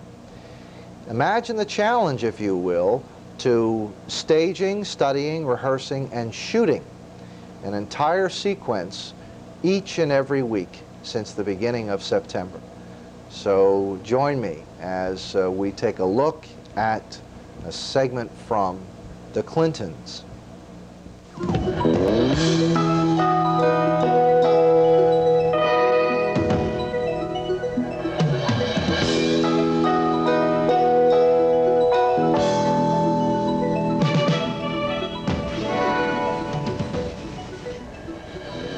Oh, Miss Pressman. Excuse me. Oh, meet our new neighbor. How do you do? I'm Miss Susanna Pressman. I'm Mary Smith. Mary and her aunt just moved into apartment E1. Oh, isn't that nice? Well, if you need anything, my sister and I live in apartment D3. Well, it was nice meeting you. Bye. Goodbye. Do you remember everything? Yes. Okay, we've got about 30 minutes. Remember, I won't forget. Dad. There's nothing to be afraid of. There's 4 of us. All right, we're gonna recreate what happened. Excuse me for asking, Don, but what are we doing? Well, when we were in Chip's room, we didn't find anything.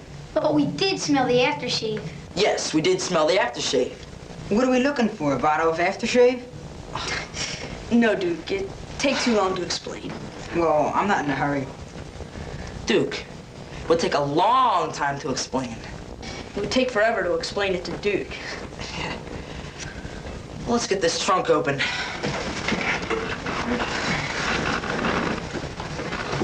There's nothing in there. It's empty. What's the big deal? Well, last time I found an earring.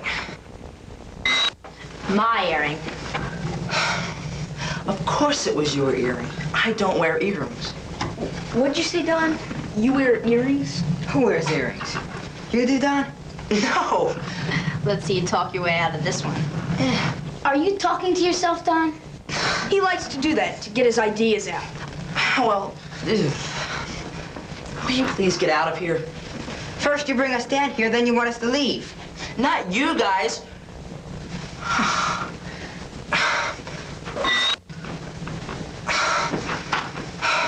Look, I found an earring. Oh, wow. What was that? A quarter. I'm gonna look for this quarter, so why don't you 2 go up, and I'll be up in a minute. What do you lose? His earring? No, Duke, a quarter. Let's go.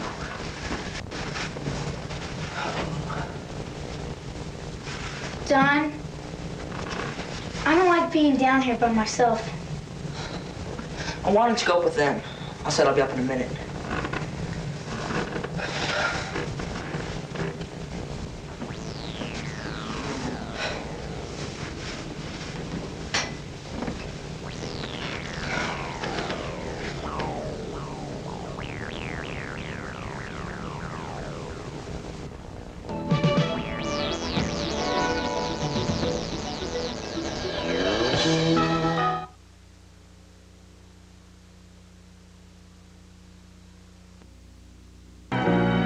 I've been so lonely. All of my hopes fading away. I've longed for love like everyone else does. I know I'll keep searching even after today. So there it is, girl. I'll set it all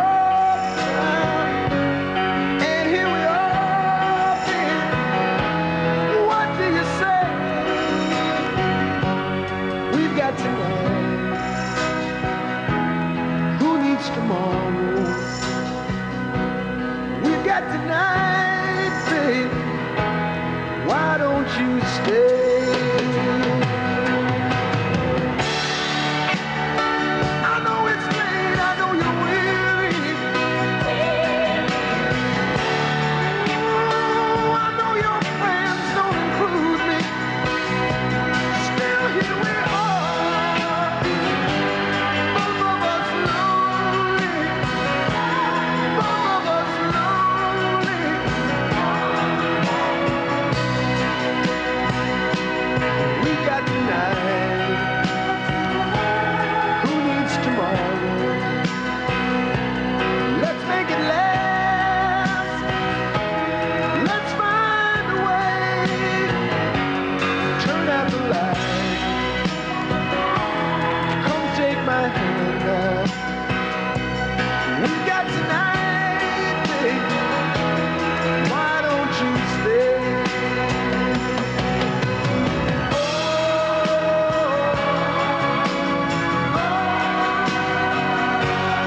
Why don't you stay?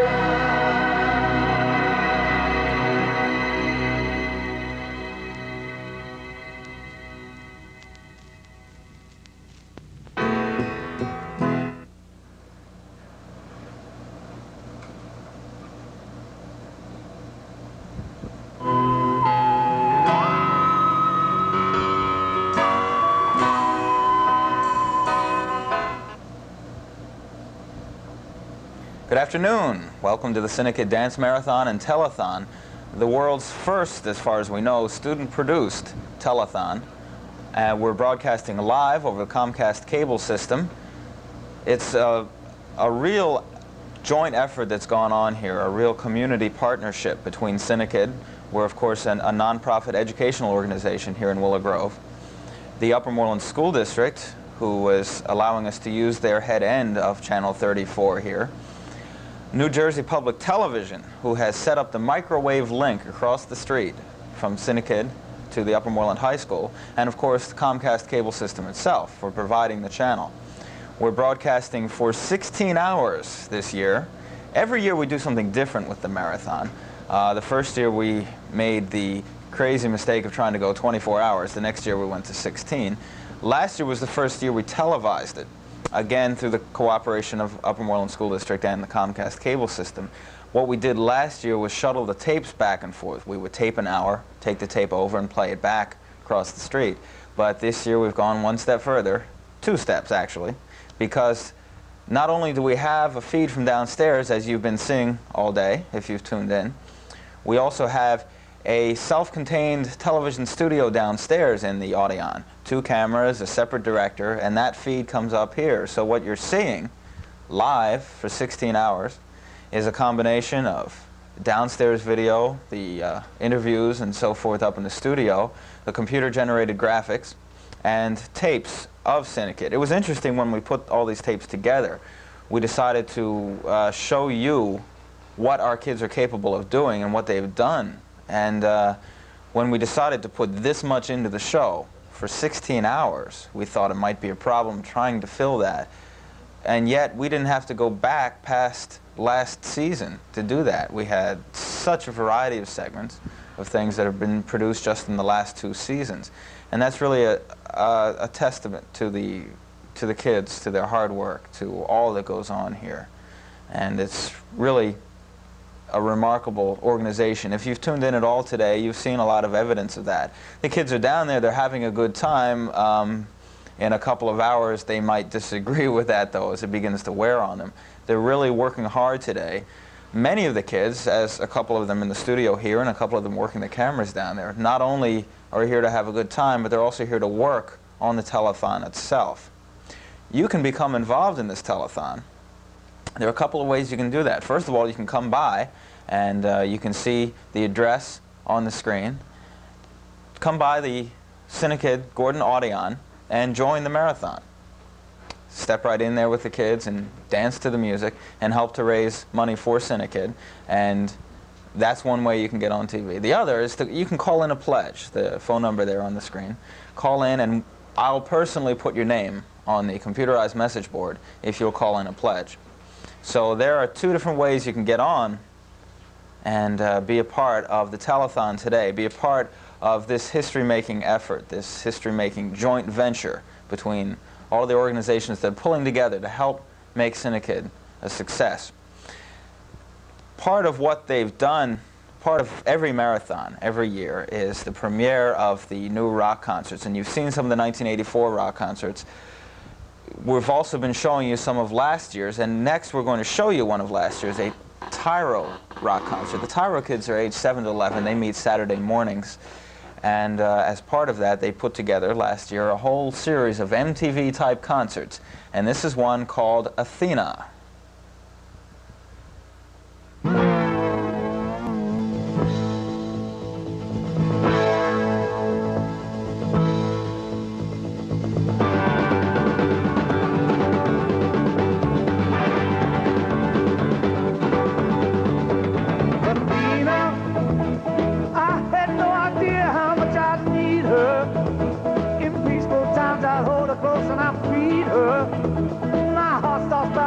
When I think my guess was wrong, but I think I get along.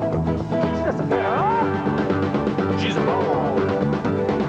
You know, all I ever want to do is please her. My life has been so settled and she's the reason. Just one word from her and my troubles are long gone, but I think I get along. She's just a girl. She's a ball.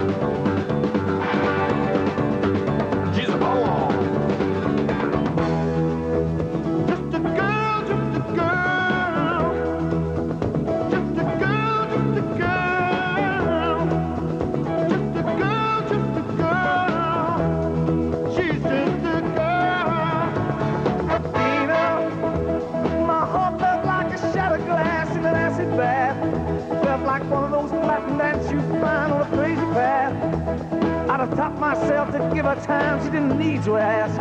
Was I a suicidal psychopath? She's just a girl. She's a ball. She's just a girl. She's a ball. Come soon. There was a beautiful white horse I saw on a dream stage. He had a snake the size of a sewer pipe living in his rib cage. I felt like a big old priest who was being flambéed. You got me requisition, blondie. She's just a girl. She's a ball. I'm happy. She's a ball. I'm ecstatic. Just a girl, just a girl. Just a girl, just a girl. Just a girl, just a girl. She's just a girl.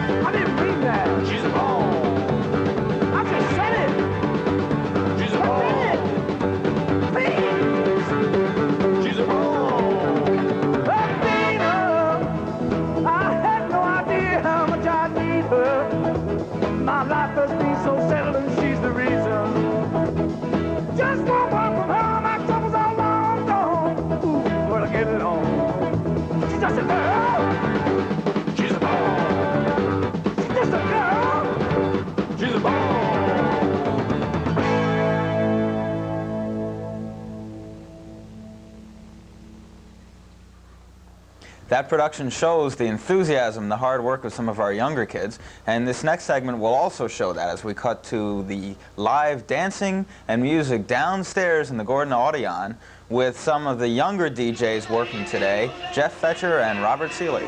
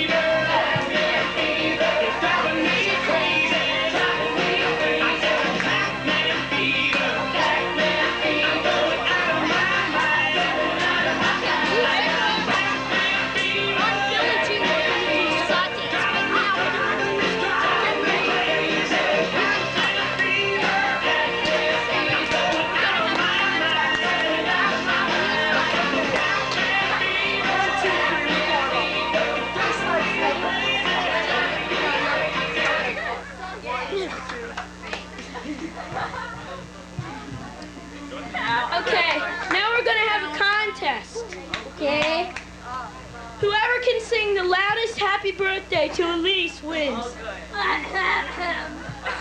1, 2, 3.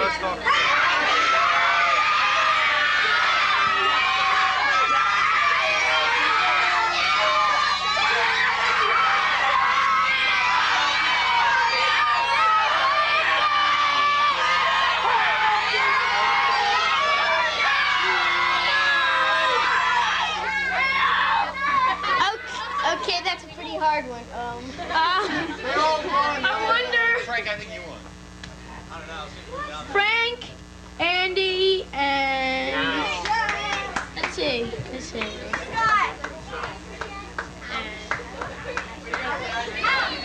That's right, just let us Frank in. And Scott. What? Win the game, dude.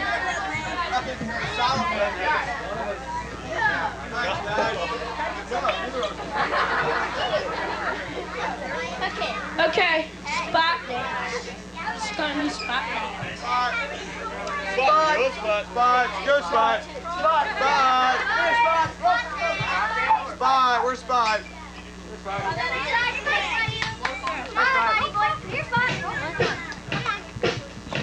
This is fast.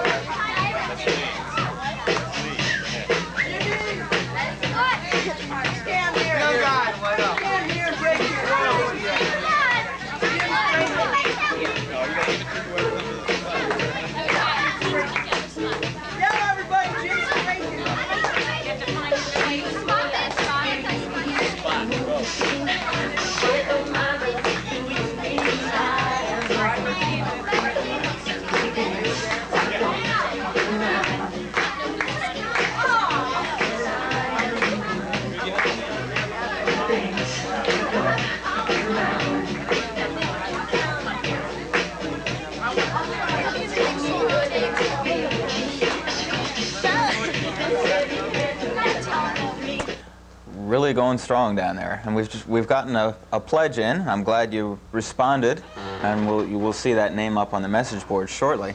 They're doing a good job down there DJing, those young guys. We have with us staff member of CINEKYD, Dan Oceanreither. You were the first DJ this morning. Was it tough getting them going this morning, 8 o'clock in the morning? Well, it's always hard getting them going at 8 o'clock in the morning, you know, anybody, myself included.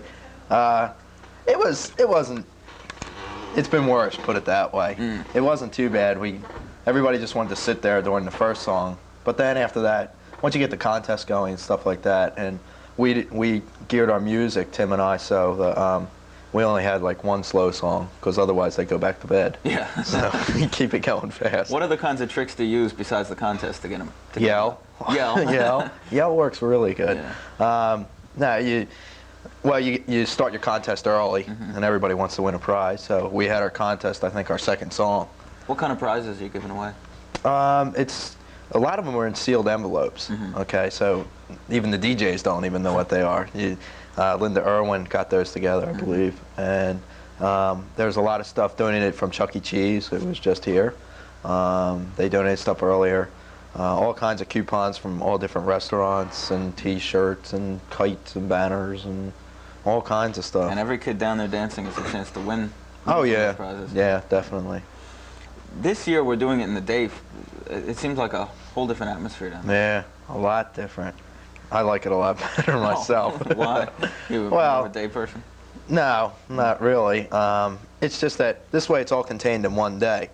The way we used to run it, starting on Friday night, it would go like, start at like 6 o'clock Friday night and not till end till 12 noon the next day on Saturday. And then that night, 6 hours later, we'd have to have a movie night. And after being awake all that time and then have to clean everything up and then get a movie night already, it was sort of tough. Yeah. So it's better this way, going all through in one day. It'll be interesting to see how the kids hold up around 11 o'clock. Yeah. Shouldn't seem as late, but no, we don't know. It's well, that's the one drawback with it is the kids like to dance when it's dark. I found then. Whenever we cut downstairs, we always have to turn all the lights on like a minute before we cut downstairs, and then turn them off, and they like to dance because that was their biggest complaint when we first started. That was one of our tricks, keep them off, keep the lights off until we're ready to cut to them. Yeah. well, even with all the shades closed and everything, there's still light coming into the... Yeah. You still know it's daytime. Right, right. You know, from the doors and people coming in and things like that. Now, you also, besides DJing, you also took a stint as the producer in here. Yeah, it's I tried. a whole different thing. You've had, I know you've had a lot of experience both with CINEKYD and with Up and Moreland with using this equipment, but we have such a complicated setup today. Definitely, definitely.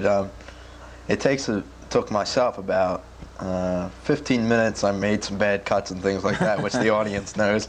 But you know, it took about 15 minutes before I finally got it down to where I didn't have to think about it, you know, a lot. Mm-hmm. You know, it got to the point where, you know, you could just do it, but it's really complicated. It's you know, it's tough. Just coming in and, you know, whoever's in next usually comes in 15 minutes before just to watch the next person so you know what to do. See what's going on. See what the routine is. Now you're taking, when you're directing this, one of your feeds is from downstairs. Right. You're taking it as they give it to you. Have you taken a peek in the projection booth down there? Yeah, yeah. There's it's like in the studio here you have 3 cameras set up here, but downstairs they have a 2-camera setup, and you have a switcher here for the cameras here. And what we have is we have a line downstairs where there's another switcher downstairs. So there's actually 2, you know, TDs sort of, one main and one assistant.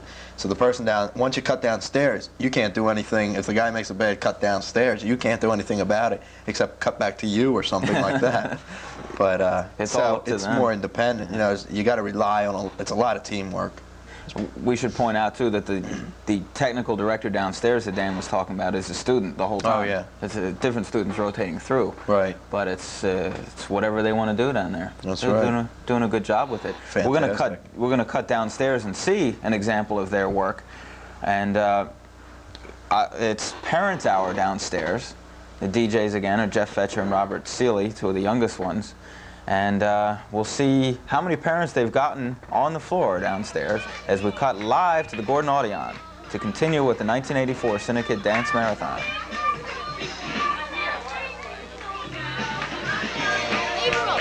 April! Now you're extra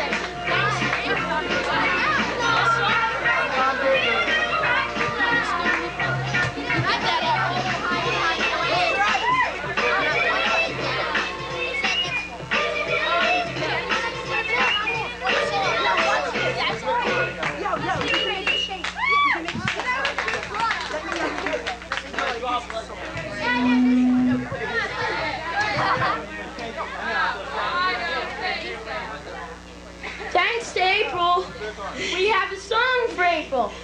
That's all. By Genesis. No, forget it. Forget it again. Okay, we forgot it. Now would you like the song? All night long.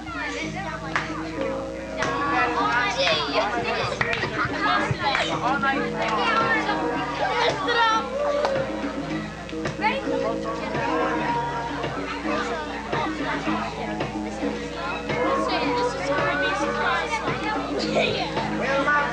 Next up.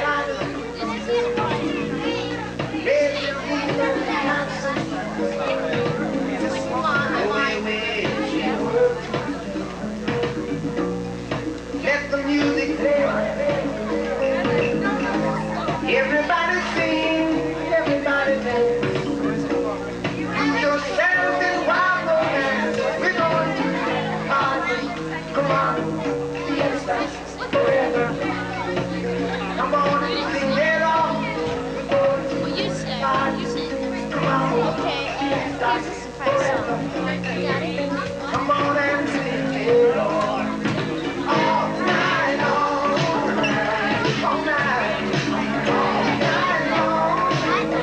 all night long, all night, all night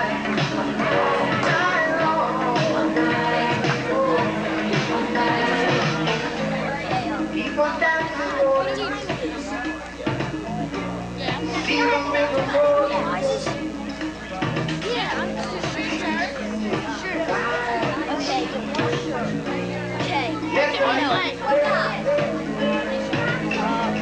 Feel it in your heart and feel it in your soul. Let the music take control. Rhythm, fiesta, forever. Come on, let's sing it out. Fiesta, forever. Come on and sing it right now.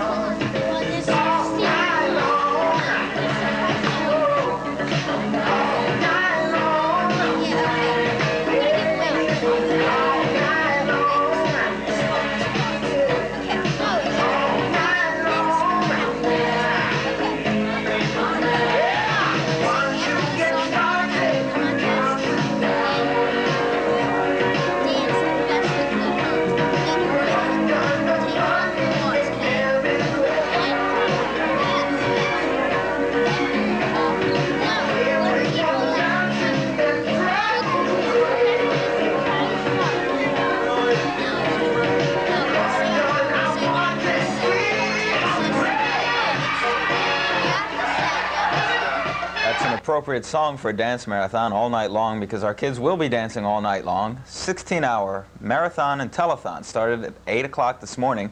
We're now just past the halfway point, on our way to 12 midnight. And our kids are dancing to raise money for their student programs. One of the projects that the money they raise today will help to fund will be the summer production, a big video production, something we've never done before, called Odyssey Through Time. And we've already built several sets and are working on a lot of the special effects for the summer production. And a little bit later we'll be talking to a few of the students who are responsible for this early preliminary work.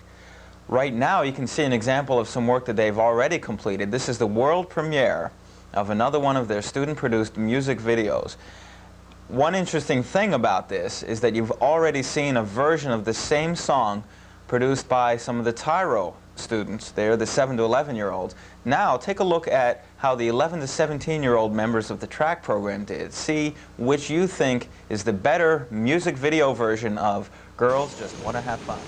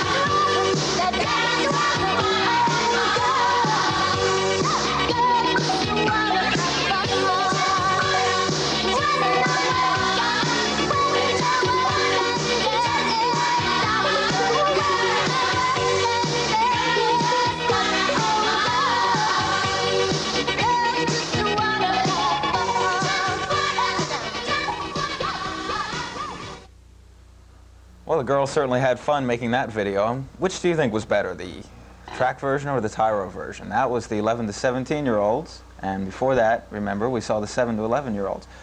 Right now, we're going to talk to one of the longtime veterans of CINEKYD, Scott Randolph, who started with us in the early days. You're going to be DJing a little bit later, the Whiplash Hour, 6 o'clock. What do you have planned for the Whiplash Hour?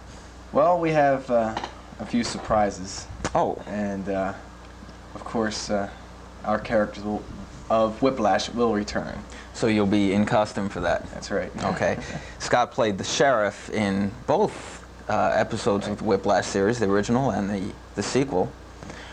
You've been involved as a regular actor in the track video productions, and you've also been involved in all the summer productions. Yeah. What's different about shooting the summer movies and the summer videos? Then, as opposed to the Wednesday night, the track productions? Well, the Wednesday night, you're on a time schedule, because you have to be done, you know, by 9 o'clock or 9:05 or whatever it is. And, you know, so it's got to be a quicker pace. And when you do the movies or the video shops now, it's more relaxed. It's, you know, you don't have that pressure. It has to be done by this time, you know, although, you know, everything has to be done within a time span, but it's not the one night thing. So you think the summer is less pressure than the track? Yeah, I think so. As an actor, which gives you the better opportunity to develop a character, to see the character through? Well, that's a tough question. I would say the video shop, you know, for the fact it gives you more time, because like the rehearsal span is further, if I remember correctly. It was a while ago. I remember like you had a couple days, you know, like you rehearsed one night and then like a couple days later you film. But on the regular Wednesday nights, like you rehearsed the night before, and it's hard to get, you know, like you get more rehearsals in. Isn't it fresher though if you just do it the night before? Well, it depends really, you know, who, you know, the individual is. If the actor, that's the person's style, I would say that, you know, that a fresh start is that. If that's the way the style is of that person, for a fresh start to go the night before, you know, that's fine. Everybody's different. That's the point I was trying to get across. Everybody's different. Everybody's different. Everybody's different. It depends, you know, which way it goes. And we'll see that when you step up on the stage as a DJ, right? Because no one else, all 16 hours, will be like what you're about to pull off or try to pull off.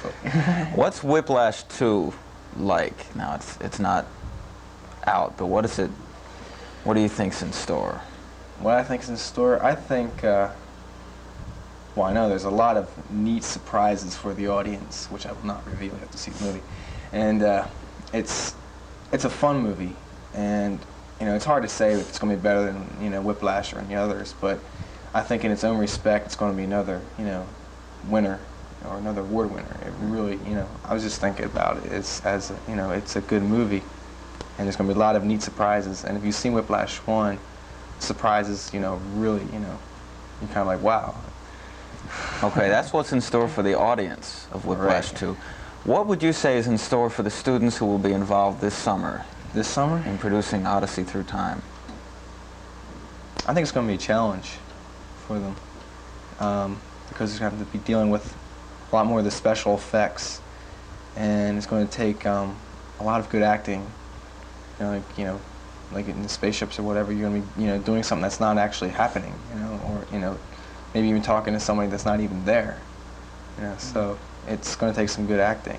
And I can see it's going to be fun. And it's going to be a good challenge for everybody. So it'll be a challenge for the actors and the technicians. Sure. Yeah. I'm sure there are a lot of people out there who will want to rise to that challenge. So why don't you tell them how they can take you up on your challenge? How do they get involved in CINEKYD? How to take me up on the challenge? Well, first off, you got to sign up to be here. Mm-hmm. You know, first to meet the challenge, and then it's just a matter of taking pride in yourself and what you're doing, and just do the best you can. And, okay. You know, up to what your potential is. Why don't you tell them the phone number to call? It's 659. See, remember, it's 4696. That's right, 659. You've seen it all day on our 16-hour dance marathon and telethon. the work that's going into this, a lot of it's happening downstairs on the dance floor. The kids are dancing for pledge money, to raise money for Odyssey Through Time and the other CINEKYD productions. In fact, the whole CINEKYD program. They're a part of it, and they're also a part of supporting it. So let's go downstairs and see how they're making out. The 1984 CINEKYD Dance Marathon.